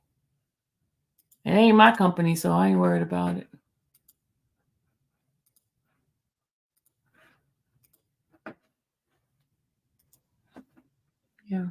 Yeah. And that's what we're dealing with. You know, I'm 56 years old, and I'm gonna say this heartily. I'm 56 years old. Out of 56 years of me living in Atlanta, I came from one of 32 projects out of Atlanta. The project that I came out of was one of the most supposedly notorious projects in Atlanta, Jonesboro South community. We are from Jonesboro South. We're not from Cleveland Avenue. My kids on that family were born in Jonesboro South projects, not Cleveland Avenue. But I have never heard of anybody in the state of Georgia being a gang member. We do not have gangs in Atlanta. We need to just face that. So what the DA has done is, okay, if you feel like you can be this, that, or the other, as long as it's a group of people, you're a gang to us in Atlanta. But do that make it right? You know, make it make sense. Mm-hmm. If that's the case, you know, and I'm not just trying to throw rocks, you got a group of people called the Ku Klux Klan, been around forever. I've never seen them in a RICO. We had a task force called the Red Dogs. I have never seen them in a gang activity case. We have organizations based in Atlanta. You know, why they're not looked at upon to be gangs. We got police officers that can be called a gang. That's true. You know what I'm saying? Any group of people more than two can be listed as a gang. Those are Confederate laws, people. And I'm putting up a protest now to take federal laws out of our country. If we can do away, you know, we can do away with the Confederate flag, if we can do away with Confederate statues, why we still living with the Confederate laws? Let's get rid of those too. Change the laws. Mm-hmm. Change the law. I have a question. She says, please ask him, why did some members take pleas if there's nothing to it? Fear.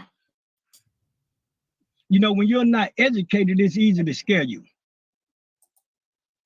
You know, in the system banks on that.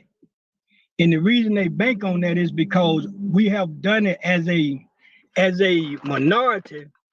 So many of our people have done it over the years. They know that this is an effective move to any man that's incarcerated to make a plea. Mm-hmm. Now, that same gentleman, I want you to sit down and I want you to think about this. How many of your loved ones, people that you are friends with, or people that you are loyal to, or people that you know has been incarcerated, and they stayed incarcerated for months, years, or whatever, and all of a sudden they took a plea? And you know they ain't guilty of the crime that they was arrested for. Mm-hmm. But they took a plea. It's because that's a A1 token for the system, people. Yeah, yeah. That's an A1 token because they bank on you wanting to get out of jail. Mm-hmm. What man you know, name me one man right now on this earth don't want to get out of jail. That's in jail, yeah. Mm-hmm. And they'll take anything, yeah, definitely. You know how many of our kids, how many of our loved ones have took plea deals knowing that they was innocent. But they wanted to get out of jail. You know, and I want you to pay attention to the pleas. Pay attention to the pleas. You get a plea for a RICO, and the RICO is released upon you finishing community service. Mm-hmm. The RICO is released upon you, you know, doing this, that, or the third. You tell me if something going on. Mm-hmm. You know, you can answer your own question if you listen to yourself and you think about the situation. We gotta make things make sense. Someone asked in regarding to are you are familiar with R. Kelly case? Did you know he was charged with a RICO as well? Yeah. Okay. Yeah. And you know he was the only one charged with the RICO. You say R. Kelly, right? Yeah, he was the only one charged. Yeah. It wasn't a group of Yeah. people that was charged with him. Yeah. And this young lady, she asked, what was her question? I can't see her question. I just missed her question. Can you put your question back in here again so I can ask him the question? Okay, now somebody here asked, will Young Thug take a plea if it's offered to one?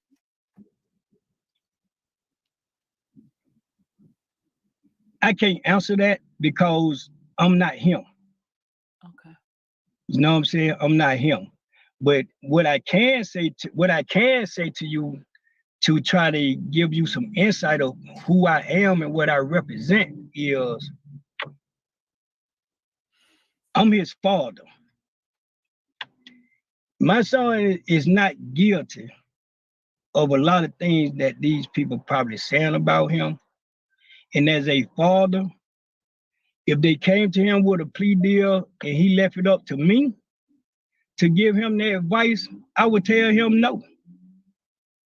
I would tell him no. And I'm saying that because I'm going to piggyback what the young man asked a minute ago about if it wasn't this, that, and the other, why they taking pleas. And it's because of, if you help me for 7 months, a year, 2 years, 3 years, 4 years, and you have told me from day one until the day you offer me a plea that you're ready to go to trial, you can prove this, you can prove that, you got 300 witnesses, which is ludicrous to say, you know, this, that, and the third, and then all of a sudden you come to me with a plea deal, I refuse it. I refuse it because now I want you to prove to me, you know, you can't apologize to me for holding my life up. Every day that I'm in a jail, I can die. Something can happen to me. So to me, to offer me a plea deal, that's your way of trying to apologize to me for being wrong. So instead of trying to apologize to me for being wrong by offering me a plea, just say, Mr. William, we made a big mistake, this, that, and the third, and we willing to suffer the consequences like we were gonna try to make you suffer the consequences. And let me go home scot-free. Because if you don't have enough to incriminate me with, then why touch my life like that? A plea is a let out.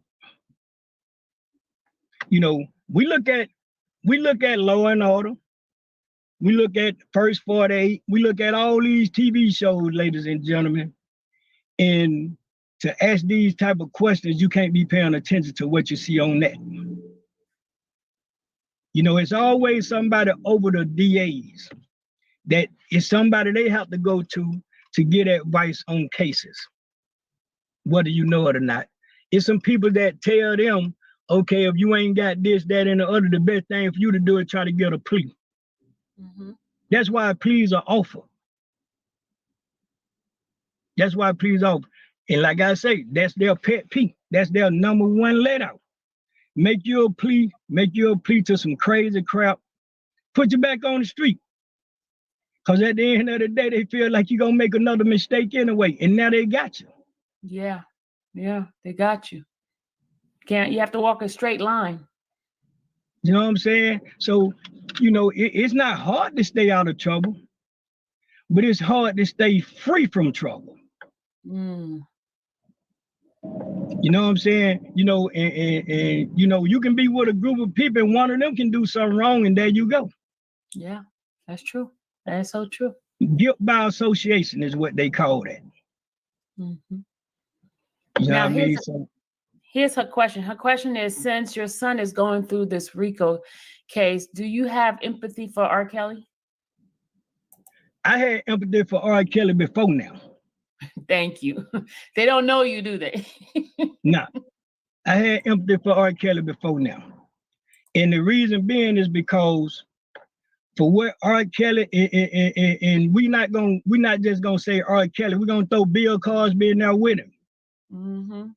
For you to come back on me 40 years, Mr. Cosby, 10, 15 years, Mr. Kelly, and tell me that I did all this to women and all this to kids, this, that, and the other, I'm pushing the issue now. Let's point the fingers where they should be pointed at. Okay. Instead of at the people with the names. You got a 16-year-old daughter, a 15-year-old daughter, 18-year-old daughter. R. Kelly is in Chicago. R. Kelly is in LA. R. Kelly is in New York.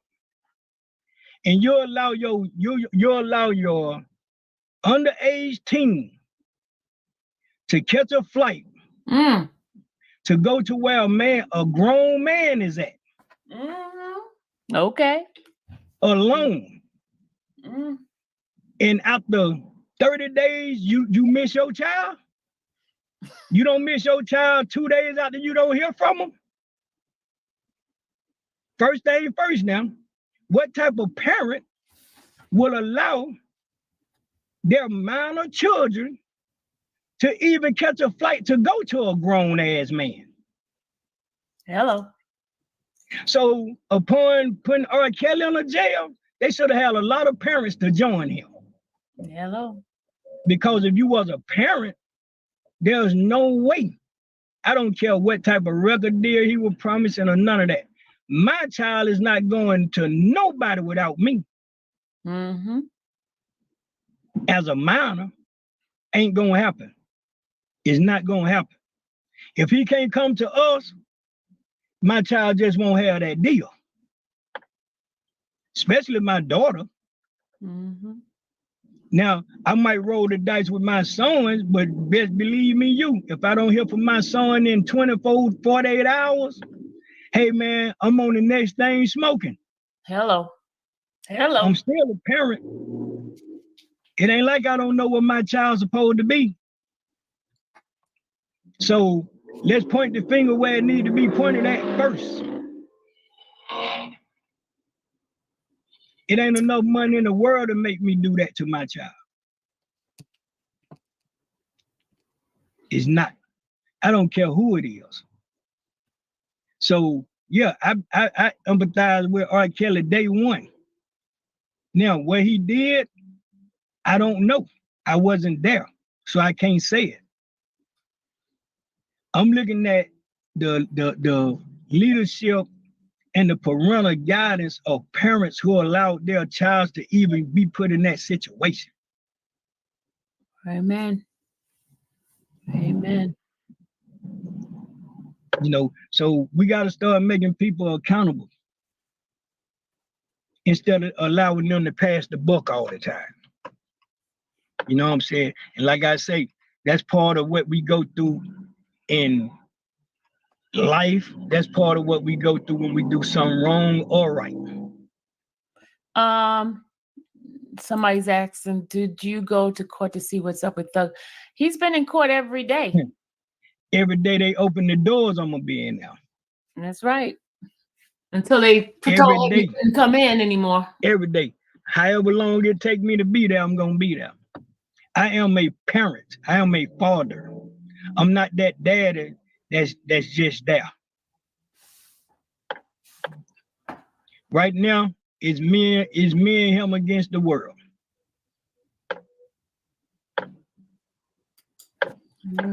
All right, y'all.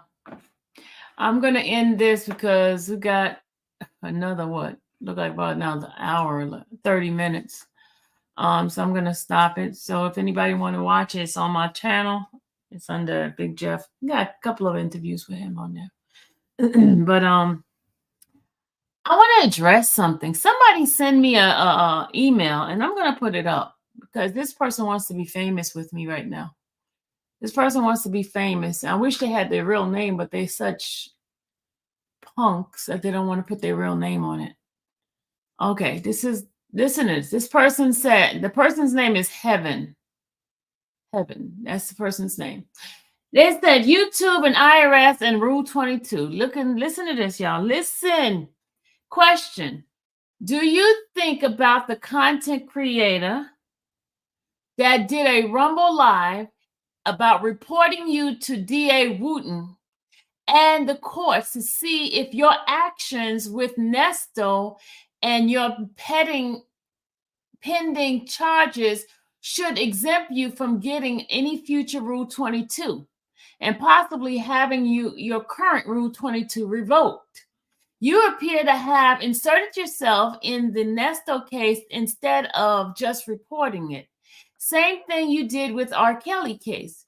You're getting very involved with these cases and move in a way to get close to families and friends of the accused to gain information to monetize from it. Getting gifts from Big Jeff, camera streaming items, which I never got anything like that from Big Jeff, but okay. Getting concert tickets from Mariah the Scientist, etc. Also, several content creators are talking about about reporting you to IRS to see if you are properly filing your Cash App and PayPal money. Like IRS is going to give you how I file my taxes, really? And PayPal money you get on your lives. I hope you're doing all the proper IRS filing and paying your taxes on the money you get. The money you, I guess, get. She said, bet for it and get. Bet for it and get. I guess, I don't know what she's trying to say. Have a great weekend. Y'all see this? You see this? Y'all see this, right? You can see this.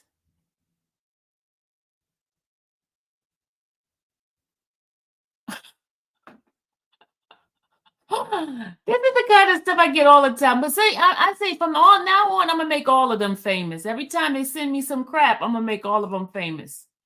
I'm gonna make them famous. In fact, I'm gonna put their email address. Did y'all see the email address from that person?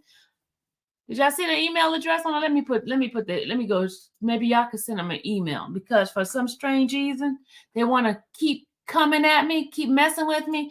Y'all want to be famous? I'm going to go ahead and make you famous. Okay. And this is the person's email address right here. That's the email address. So y'all might want to write to them. Parkway3119@gmail.com, because they want to be famous. They want to keep harassing me. They want to keep bothering me. I'm going to start making y'all famous. Every time one of y'all send me an email, I'm going to show it. Okay? Keep y'all off my emails. All right. It's not cute. Not cute at all. Stay off my email. Don't dox them. That ain't doxing. That's an email is outside thing. I ain't doxing not a soul. They need to stay off my email. Stay off of me. Stop bothering me. I'm not bothering anybody.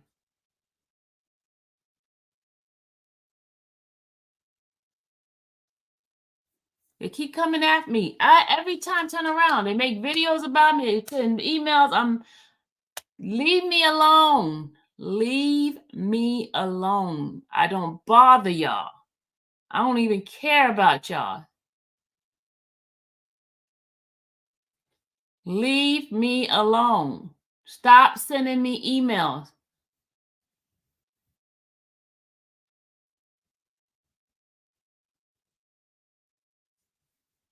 They need to stop bothering me for real. They need to leave me alone for real. They need to stop. I'm gonna start showing every time y'all send me some craziness. I'm gonna start putting it up. I'm gonna make y'all famous. All 30,000 of my subscribers gonna make y'all famous, okay? Y'all leave me alone. I'm telling y'all. Leave me alone. Enough is enough. Y'all keep harassing me. I don't bother you. I don't go on your channel. I don't say nothing to y'all. Leave me alone. Leave me alone. I'm sitting here trying to give you guys content and they're emailing me.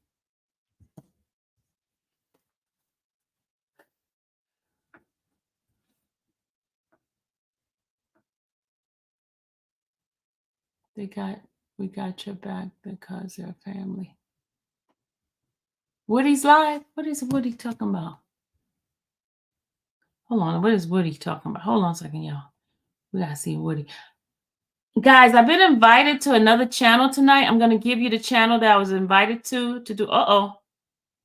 Hold on. Woody's not live. He's off. Woody's off, y'all. Oh, no, he's still live. He's still live. Hold on.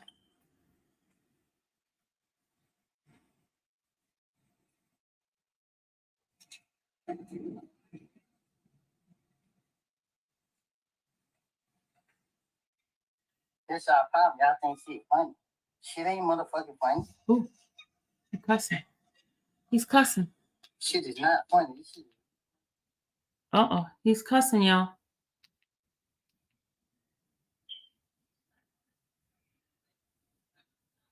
He's cussing. He's mad.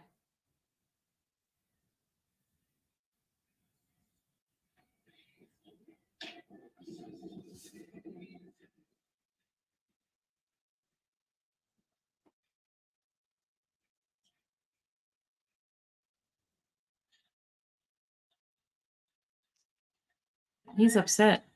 Uh-huh.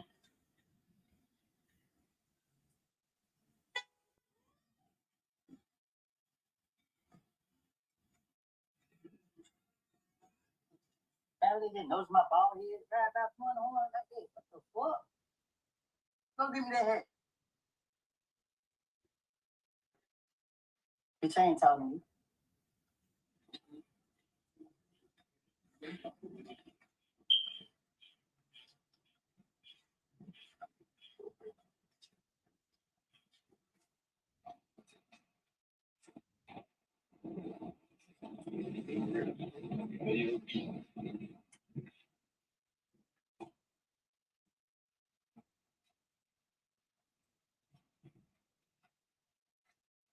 So I was gonna entertain y'all, but these people on here be trying to, man, well, I ain't even gonna go there today.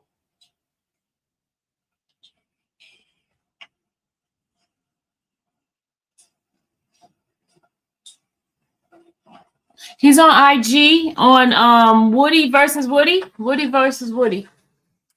Woody versus Woody. He's on IG. I know you motherfucking lying to me. Oh, this he's cussing too much, y'all. I'm gonna have to take it down because he's cussing too much. YouTube don't like all that cussing. YouTube don't like all that cussing. Antonio White. I thought D'Angelo White. I thought it's D'Angelo White. You said Antonio White? That's D'Angelo. Yeah, I like D'Angelo too.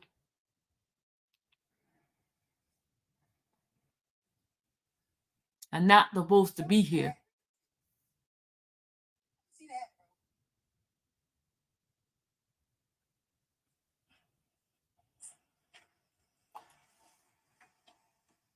What channel? Oh, okay. Regina says, what channel I am going on tonight? His name, I gotta find what channel he's on. Hold on a second. I guess got an email. Hold on, y'all.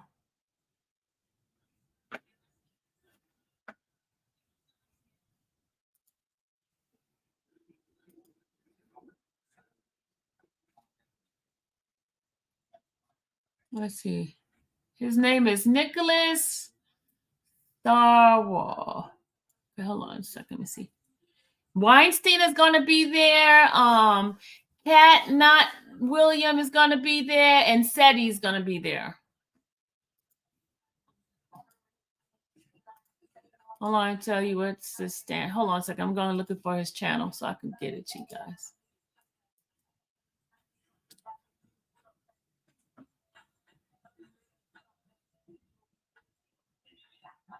Oh, I like him. Okay, hold on. He's right there. Schedule. Yeah, I like him. I really do like him. This is his channel. This is the link right here, y'all. This is for tonight. I'm going to share with you guys. Copy. Hold on, y'all. This is the link right here for his channel. This is for tonight, y'all. Save that. Kayla is coming on at 7. His is at, oh, Lord, you're right. 7:30. Oh, my God. How are we going to do both of them, y'all? How are we going to do both of them? How are we going to do both?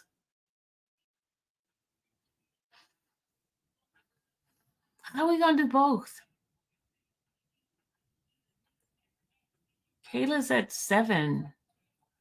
His is at 7:30.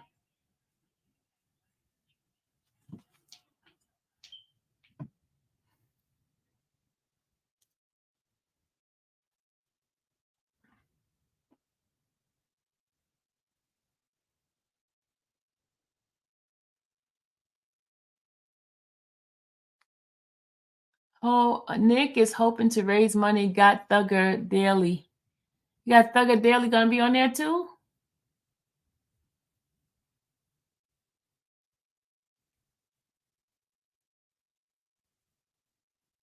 Did y'all see Kayla's live? I got some nail to do. Watch one and go back and watch the other. Sorry for Thuggery Daily.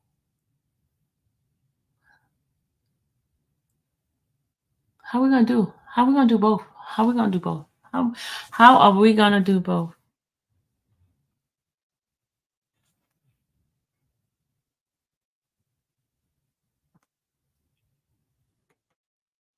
Okay.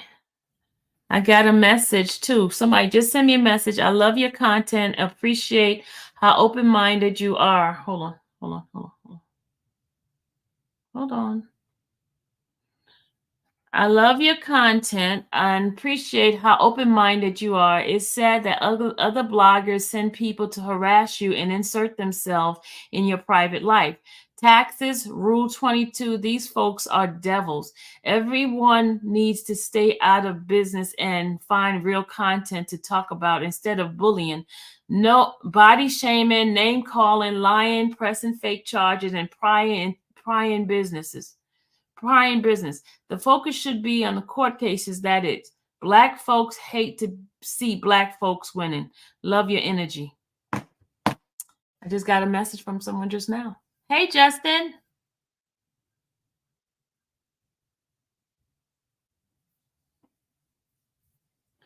Hey, AJ. She got been on here. Subscribe. I mean, to the channel, she got been subscribed. Subscribe to Sylvia. Isn't Kayla?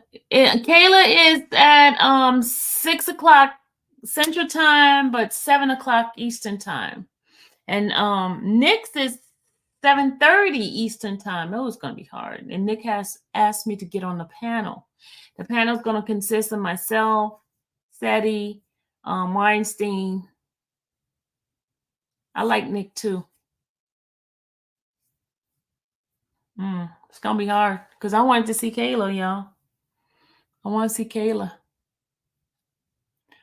But Truth be told says, I really don't see Kayla talking about nothing we already heard her say. Nick got 10 people over there waiting. They're ready. Yeah, because Weinstein's going to be on there with us. It's going to be interesting, y'all. Interesting. Ask Nick to reschedule for a later time. I don't think he can because he got Weinstein and everybody else on there. So somebody's doing the phone and TV. Kayla has a special guest. Who's the special guest that Kayla has? You think it's going to be Woody? I think it's going to be Woody. What do you think?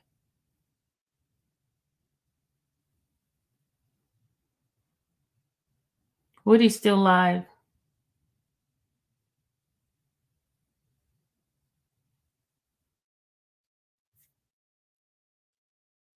What time is it that way? Right now it is almost 5 o'clock.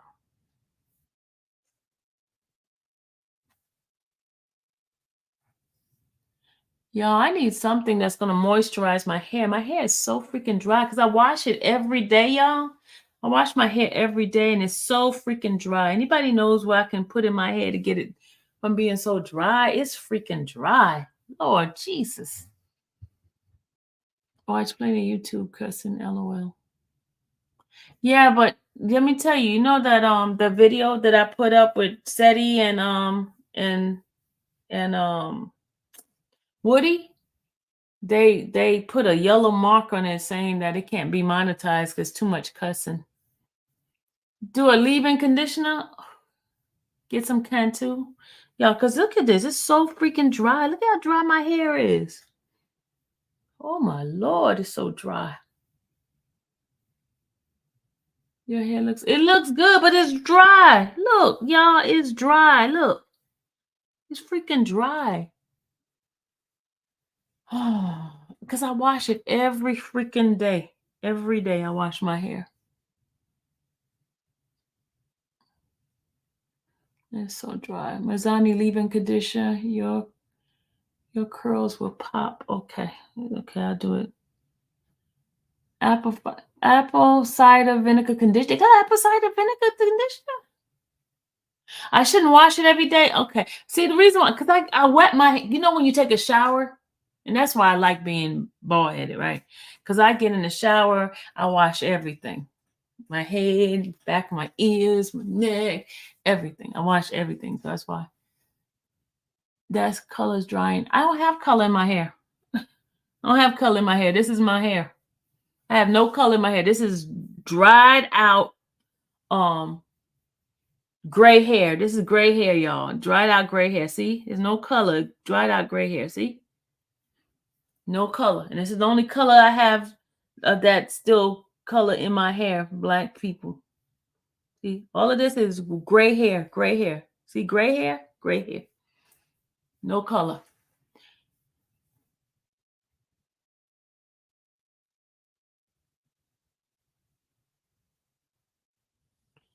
Okay, you can wash every day. Just use leave-in conditioner and moisturize. Okay. If you wash your hair every day, you wash out the nutrition. Oh, that's why it stays so freaking dry. Don't wash it every day. Just leave it conditioner. Okay. Wear a shower cap. Okay. You guys give me some. Who is Nick? Nick is a channel that invited us to do a I think he's an attorney. He's an attorney, y'all. Nick is an attorney. Hold on, let's see. I think Nick is an attorney.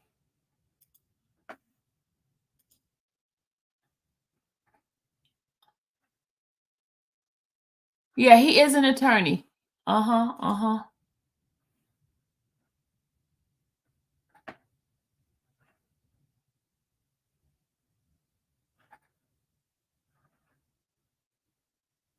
Yeah, Nick is an attorney.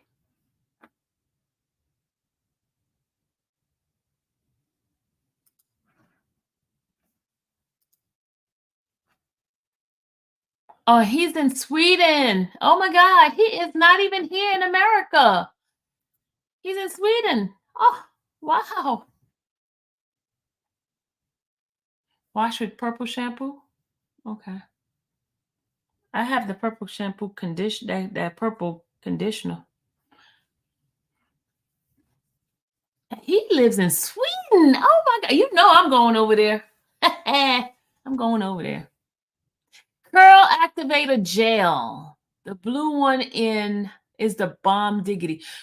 What's the name of it? Curl Activator. Let me write this down. Curl Activator Gel. Does it taste like sugar?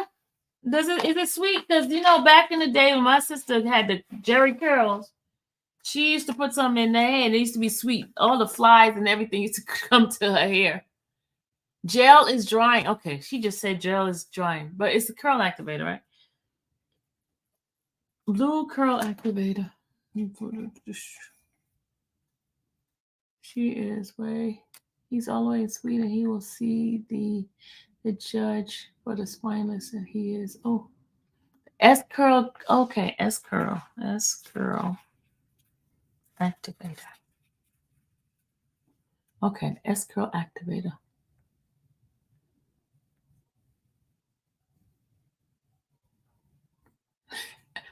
They took it way back, right? The S curl. Gray and blonde hair. Make it look vibrant. Okay. Thank you guys. I'm so glad I asked y'all. Thank y'all. Because my hair is so freaking dry, y'all. It's just... I'm trying to let it grow a little bit. I'm trying, but you know me, I like bald head. So it's really hard for me to try to keep this thing going because it's like I'm ready to go and zip it off because I like bald head. It's killing me trying to keep this hair. Truth be told, said, give my Mazzani leave-in conditioner and curl lotion. Mazzani? Let's write Mazzani down. I'm going to try some of this stuff, y'all. If this stuff don't work, my short hair, too. Keeps my hair moisture in the heat. Oh, you got short hair, too, Miss Jams? Somebody asked me about a mod wrench. Who is that to ask me about a mod wrench? Somebody just asked me about a mod wrench a few minutes ago. I couldn't respond to them. I happened to see it. Back to y'all. Yeah, I didn't miss anything. No, you didn't miss anything. Somebody, was it Miss J?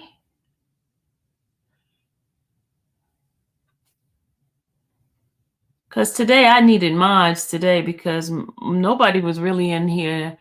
Nona came in later. Only person that was in here was Michael. And that's why I started modding some people.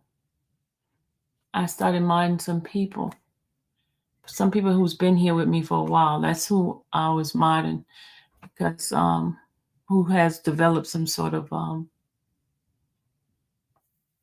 relationship with me. Who I see, I watch, and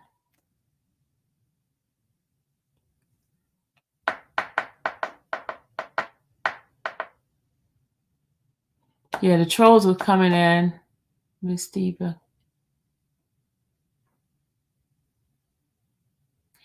Can you get the content? What content, Diva? What content are you trying to get me to get? Get some softwares. There go Miss Green Eye. There you go. You weren't here earlier. I needed more mods in here because people were coming in here. Truth be told, that's awesome. I realized that a leave-in conditioner before a moisturizer and gel will do my hair well too. Leave-in conditioner first and then gel. Okay.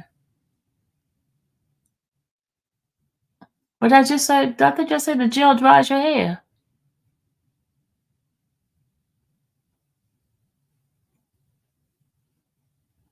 Brandy, that's all they do. They harass me, Brandy.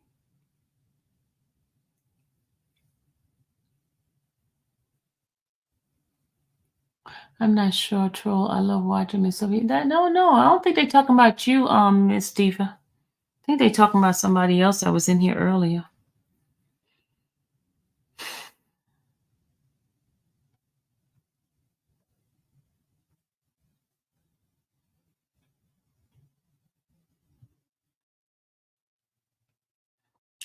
They really think the IRS is going to give them information about my taxes. Really? If the IRS give you information about my taxes, I'm going to own the IRS. Sylvia, I was here, but I have to check it out. Check out for a bit. Oh, okay. You were here. Okay.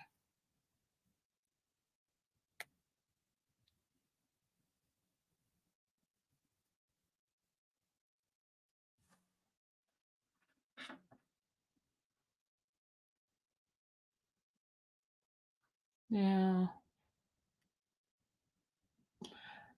Y'all, this is my dilemma, right? My mom wants me to come to New York, right? She wants me to come to New York in 2 weeks.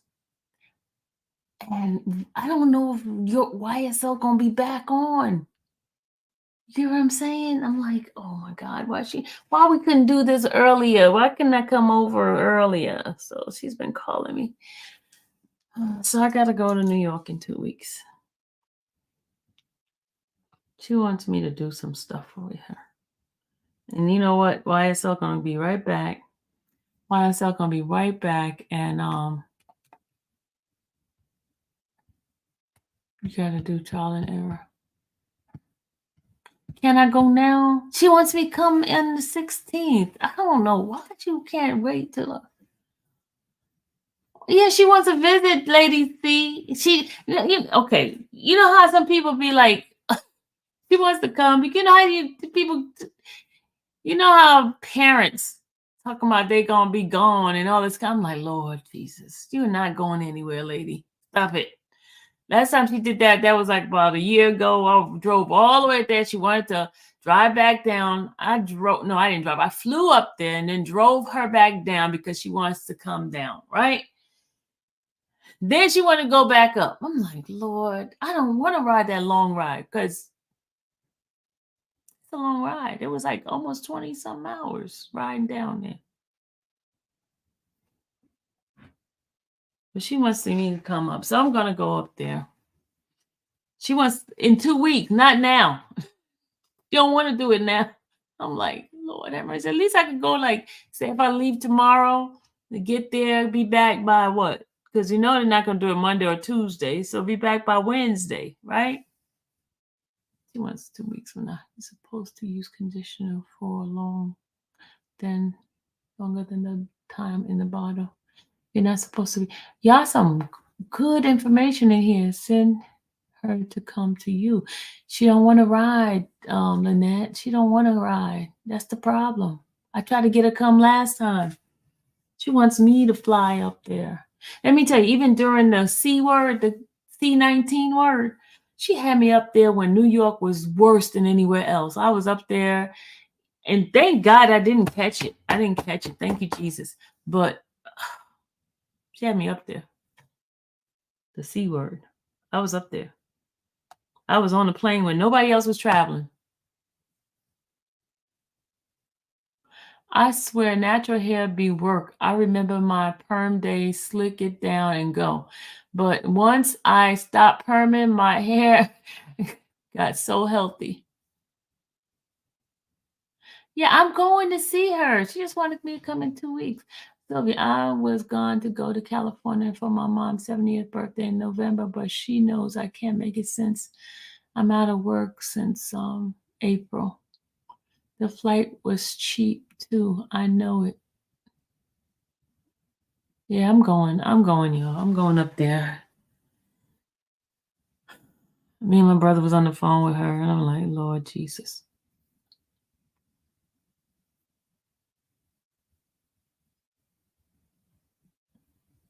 Body glass. I don't know why these people care so much. I don't know. I don't know.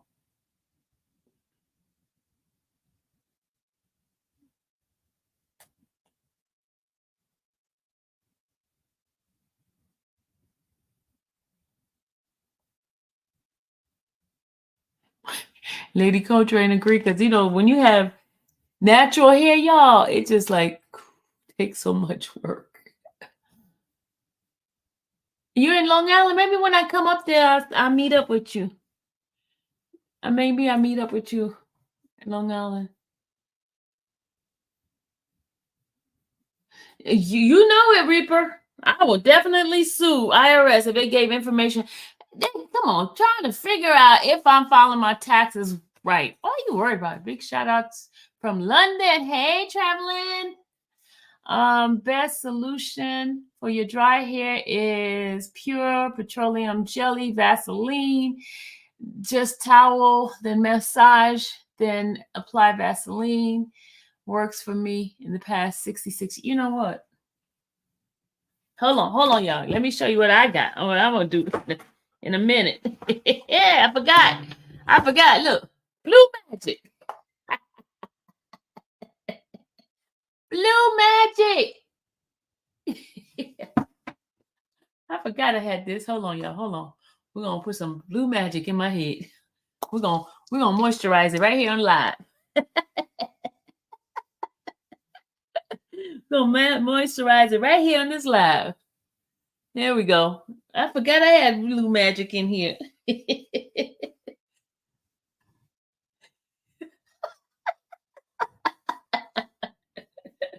me put some more Blue Magic. It's still dry. Hold on. There we go. We got some moisture here. Hold on. My forehead is getting ashy now. I mean dry, wet, moisturize. There we go. We got some moisture in here. Look.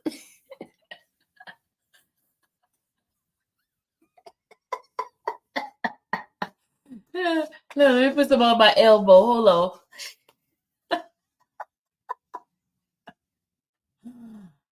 Great before wash. I washed my hair today. Oh, coconut oil is good too. Yeah. Okay, here we go. Oh, Vaseline is not moisture. Wait a minute, is that hair conditioner? It says hair conditioner. What is that? It's not.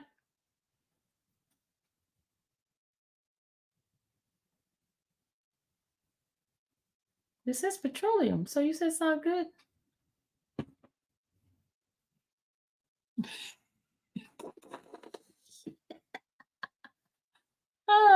I see some moisture in my head now, y'all. I see some moisture. You said throw it away. What? Get some braids. Oh no, I am not getting no braid, T-Mac. Oh, I'm a tender-headed person. I am never getting no braids. Oh no, I go bald before I go braids. Oh no.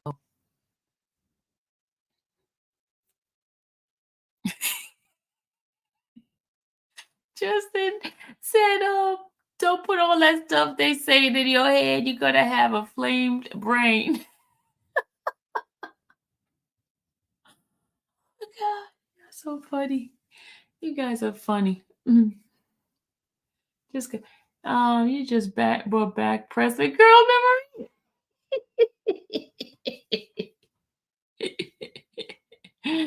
Oh Lord. Now I got a greasy forehead now. Y'all made me get a greasy forehead. Greasy forehead. Oh, Woody back on. Hold on. Woody back. Oh no, he just added to his story.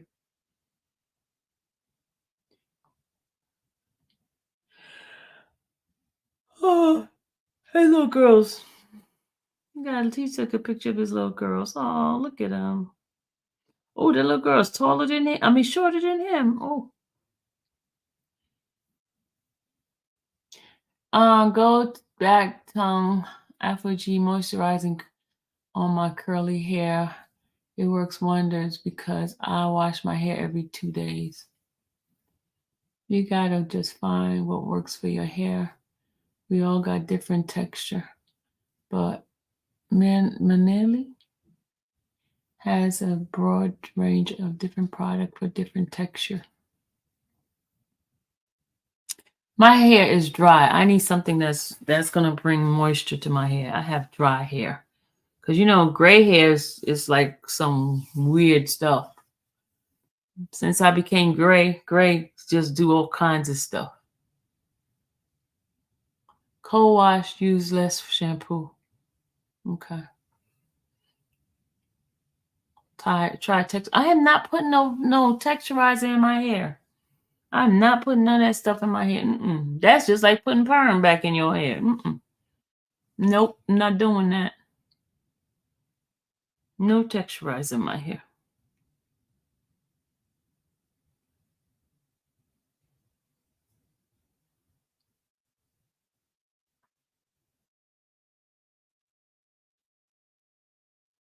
I mean, gray hair you see how it's just be sticking straight on up, all kinds of look, it'd be wild. It just do go all kinds of ways. Gray hair is funny, weird.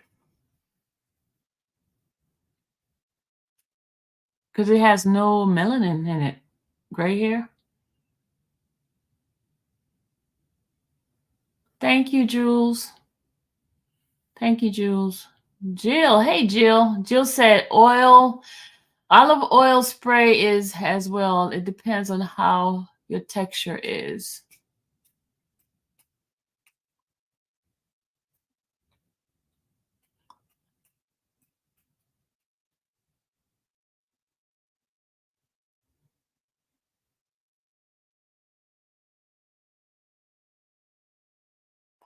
Wait a minute. There was fireworks that went off when I didn't see that.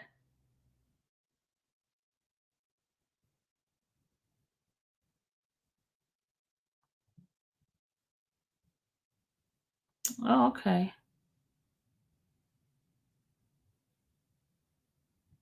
Somebody told me go get the strengthen rosemary mint scalp hair strengthener. Let's see. I need a moisturizer. Y'all remember crown grease is red container used to sizzle hair when you're you guys are funny. Oh my God. They actually said PTSD. His voice threw firecrack at him. It seemed like a drive-by. Oh my God. They scared him like that? He got mad. Oh, wow. Do y'all have a video of that? I want to see it. Do you have to admit I have to admit I'm 66 years old and no gray hair because my hair is straight.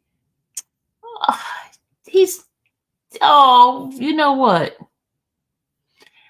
66 and no gray hair. Look at that. Man, I've been graying since I was 19. My sister doesn't have gray hair. I have gray hair, and her and I are a year apart.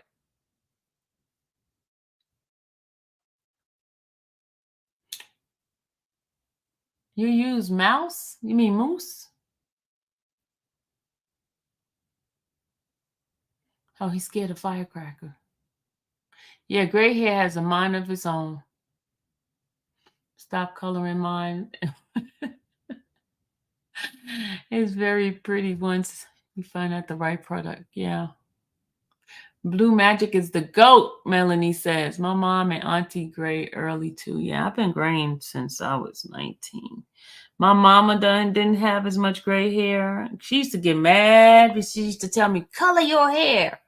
And I'm like, this is when I was in my 20s. She's like, color your hair. At first, it was just like one gray streak in my hair. And then it became crazy. Let me see if I can show y'all.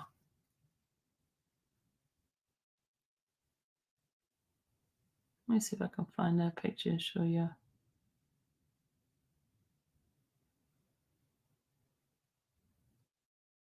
You know, y'all, when I start reminiscing about my back in the day stuff, I be reminiscing.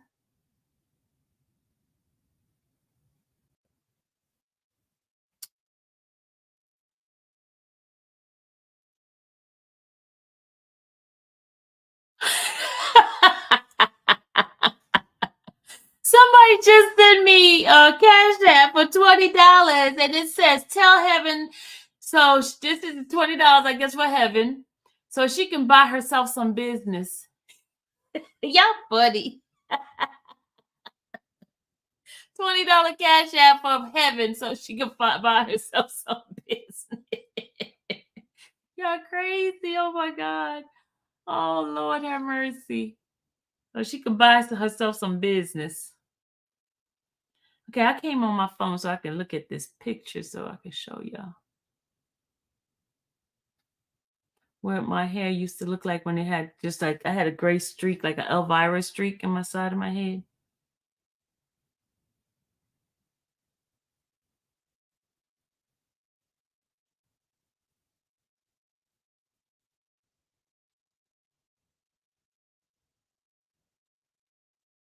Hold on a second, guys. We're about to get off the live soon because we got shows about to come on, different people's shows, and we don't want to be up all night. Let me go in here and look at these pictures. Look at these pictures.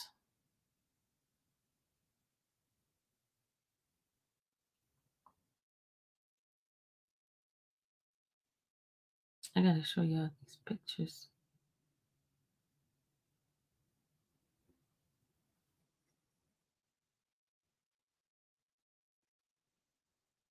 Oh, why is it when you're looking for something, you can't find it in these phones? You be looking for stuff and you cannot find it in these freaking phones.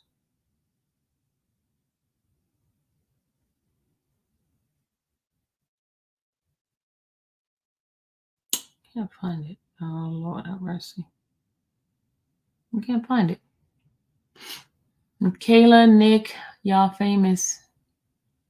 Kayla and Nick, y'all infamous. Sylvia will be on Nick's panel.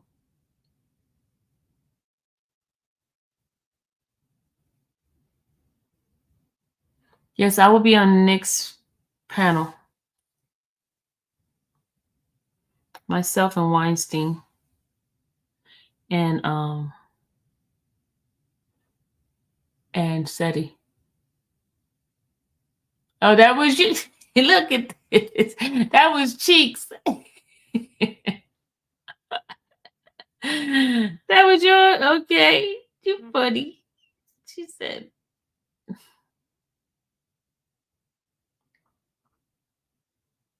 Yeah, I'm trying to find a picture with when I have my gray streak in the side.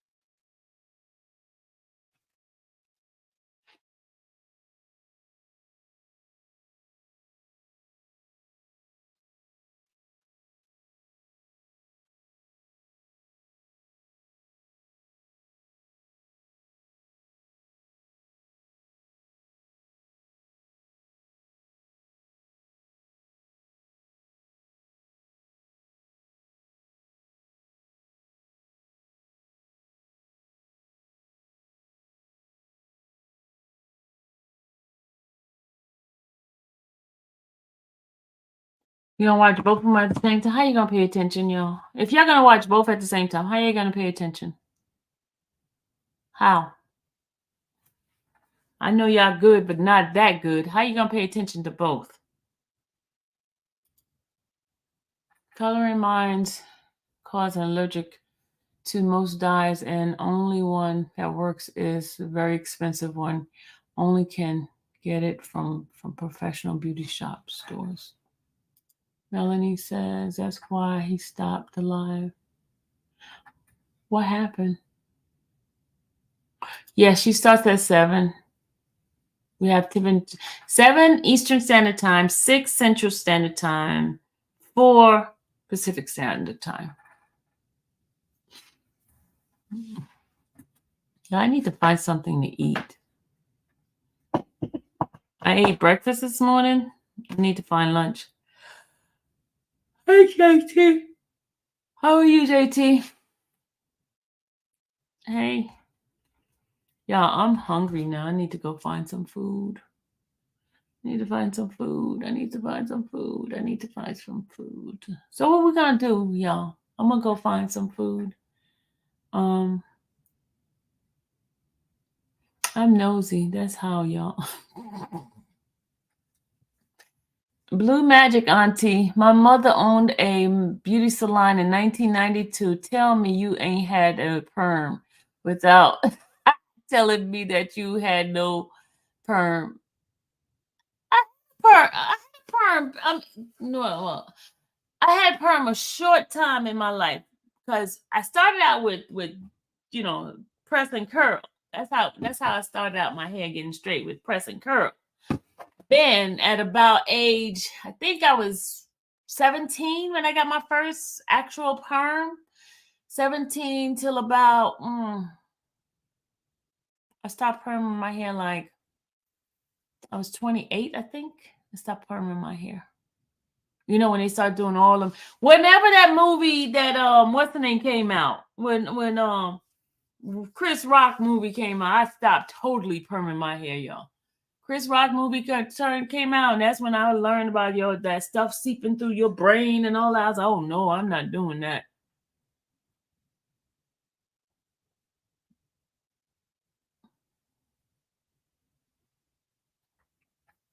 Yeah, I stopped doing that permanent stuff.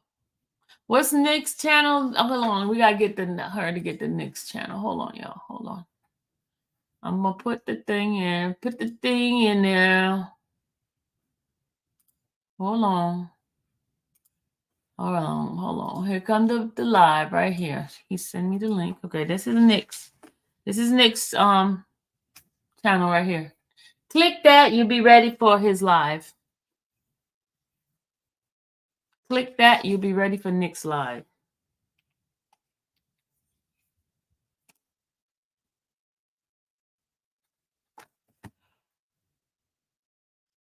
I'm hungry. Lord, I'm hungry. I don't know what I want to eat. I think I'm going to do me a smoothie. Protein shake or something. T-Mac, yeah, I watched the recaps. The experienced YouTuber gonna do. It's rude to ask how old are you, Sylvia? I am 6. It's not rude to ask. I don't mind telling. I'm 57. 57. I'm 57, Regina.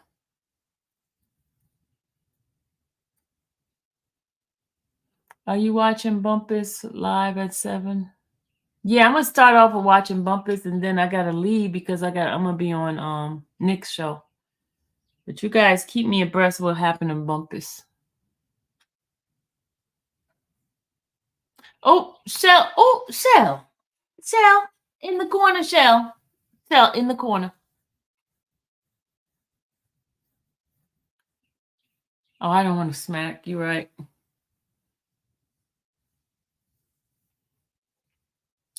57. Skin is flawless. No, except I got black, raccoon face. But look, my skin. Look at my skin, y'all. Look at my skin. I pride on my skin. My mama got good skin too. Still, my daddy got the nice teeth, and my mama got the. Thank you, Lena, for the cash app. Look, my dad got the nice teeth, which I got the teeth, and my mom got the skin. My mom don't have like no wrinkles on her skin. She's like almost 80. Yeah, her skin is so good, we don't have bumps and stuff. And Dallas got our skin. But my dad, he has his real teeth. He has no false teeth. He has no fake teeth. He has his real teeth. My dad has his real teeth. Now my mom, her teeth are like jacked up. But my dad, I always wanted my father's teeth.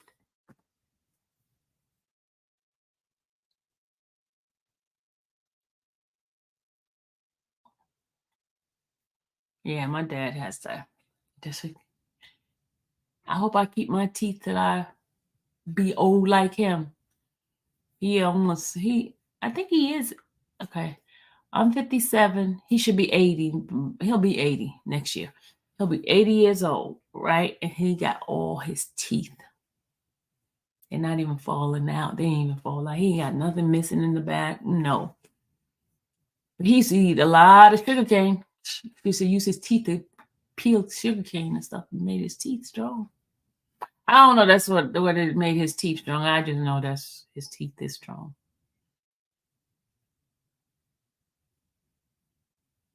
You're welcome. It's free. Size up at Smoothie King with an account. Really? Oh gosh, y'all are making me. No, but I got to make my own smoothie. Can't do a smoothie here. Got to make my own smoothie because I'm gonna use my my diabetic friendly what do you call it? Diabetic friendly protein powder. I have to think protein powder.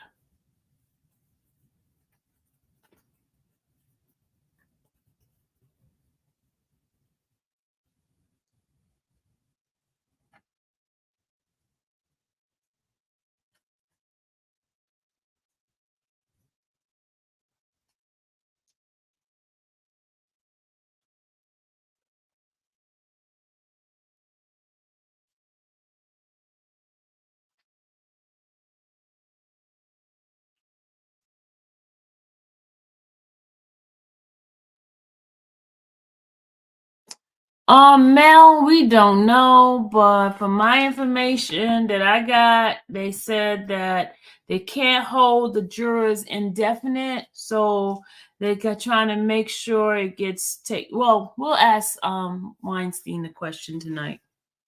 Y'all make sure you ask Weinstein that question tonight, so he'll be able to give you more 411. Because I had to contact one of the attorneys, and I said, hey, my mom wants me to come in 2 weeks, but y'all need to tell me whether or not we're gonna be in session or what.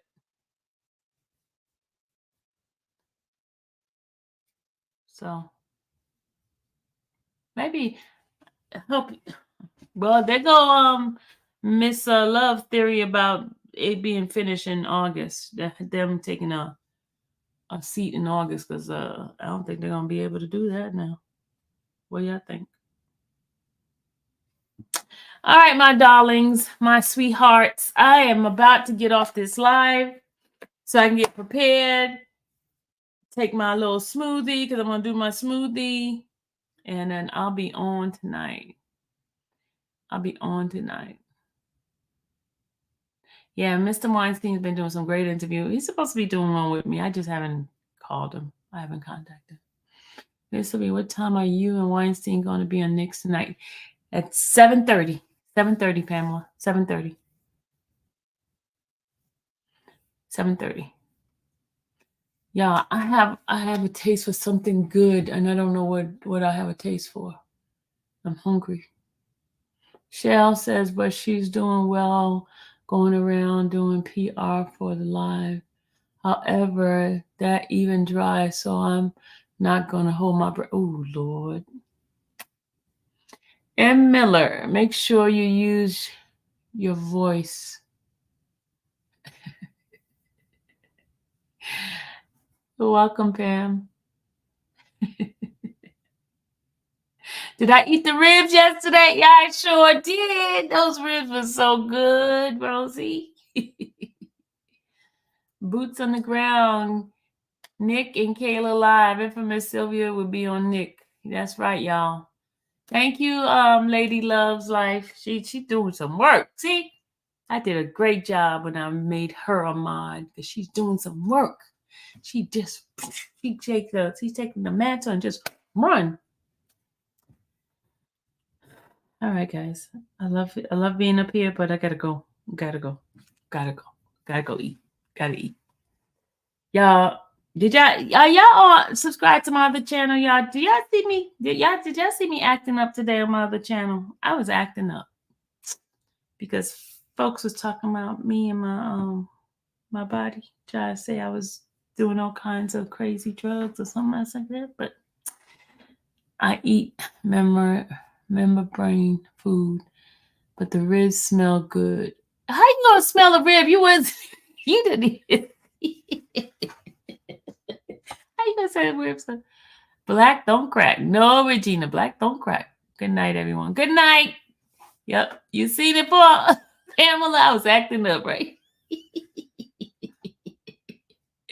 Wait, Pamela, wait till I lose the weight that I'm supposed to lose. Y'all will not be able to stand me. I'm gonna be off the chain. You think I'm bad now? You think I'm bad now? Be where you are. What's the channel? Hold on. Here it is. Hold on. Here it is, right there. Lady Coltrane just put it in there. Oh, that's my backup channel. My backup channel, Lady Coltrane just put it there. That's the backup channel. I'll be over there, Shell. Let me tell you, just go see that video. I just be acting up. I'm gonna be learning that dance. What is it? Tyler, whatever that dance is. Okay, here's the schedule. Yes, y'all. Okay, let me give you a schedule first. First schedule is 7 o'clock, Kayla. 7:30, Nick. The link for Nick is right there. And pop out and show us. Shall I do it tomorrow? I'll do it tomorrow. Y'all is doing that dance.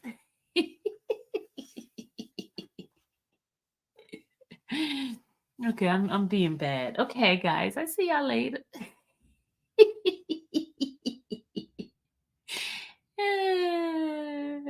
Not the water dance. Hey, Kim. Y'all, we acting up. Oh, Woody's live again, y'all. Hold on. We gotta go. Bye, y'all. Go watch Woody. Bye, y'all. Later. Here's the church music. We need some church music. Me acting up. Hold on.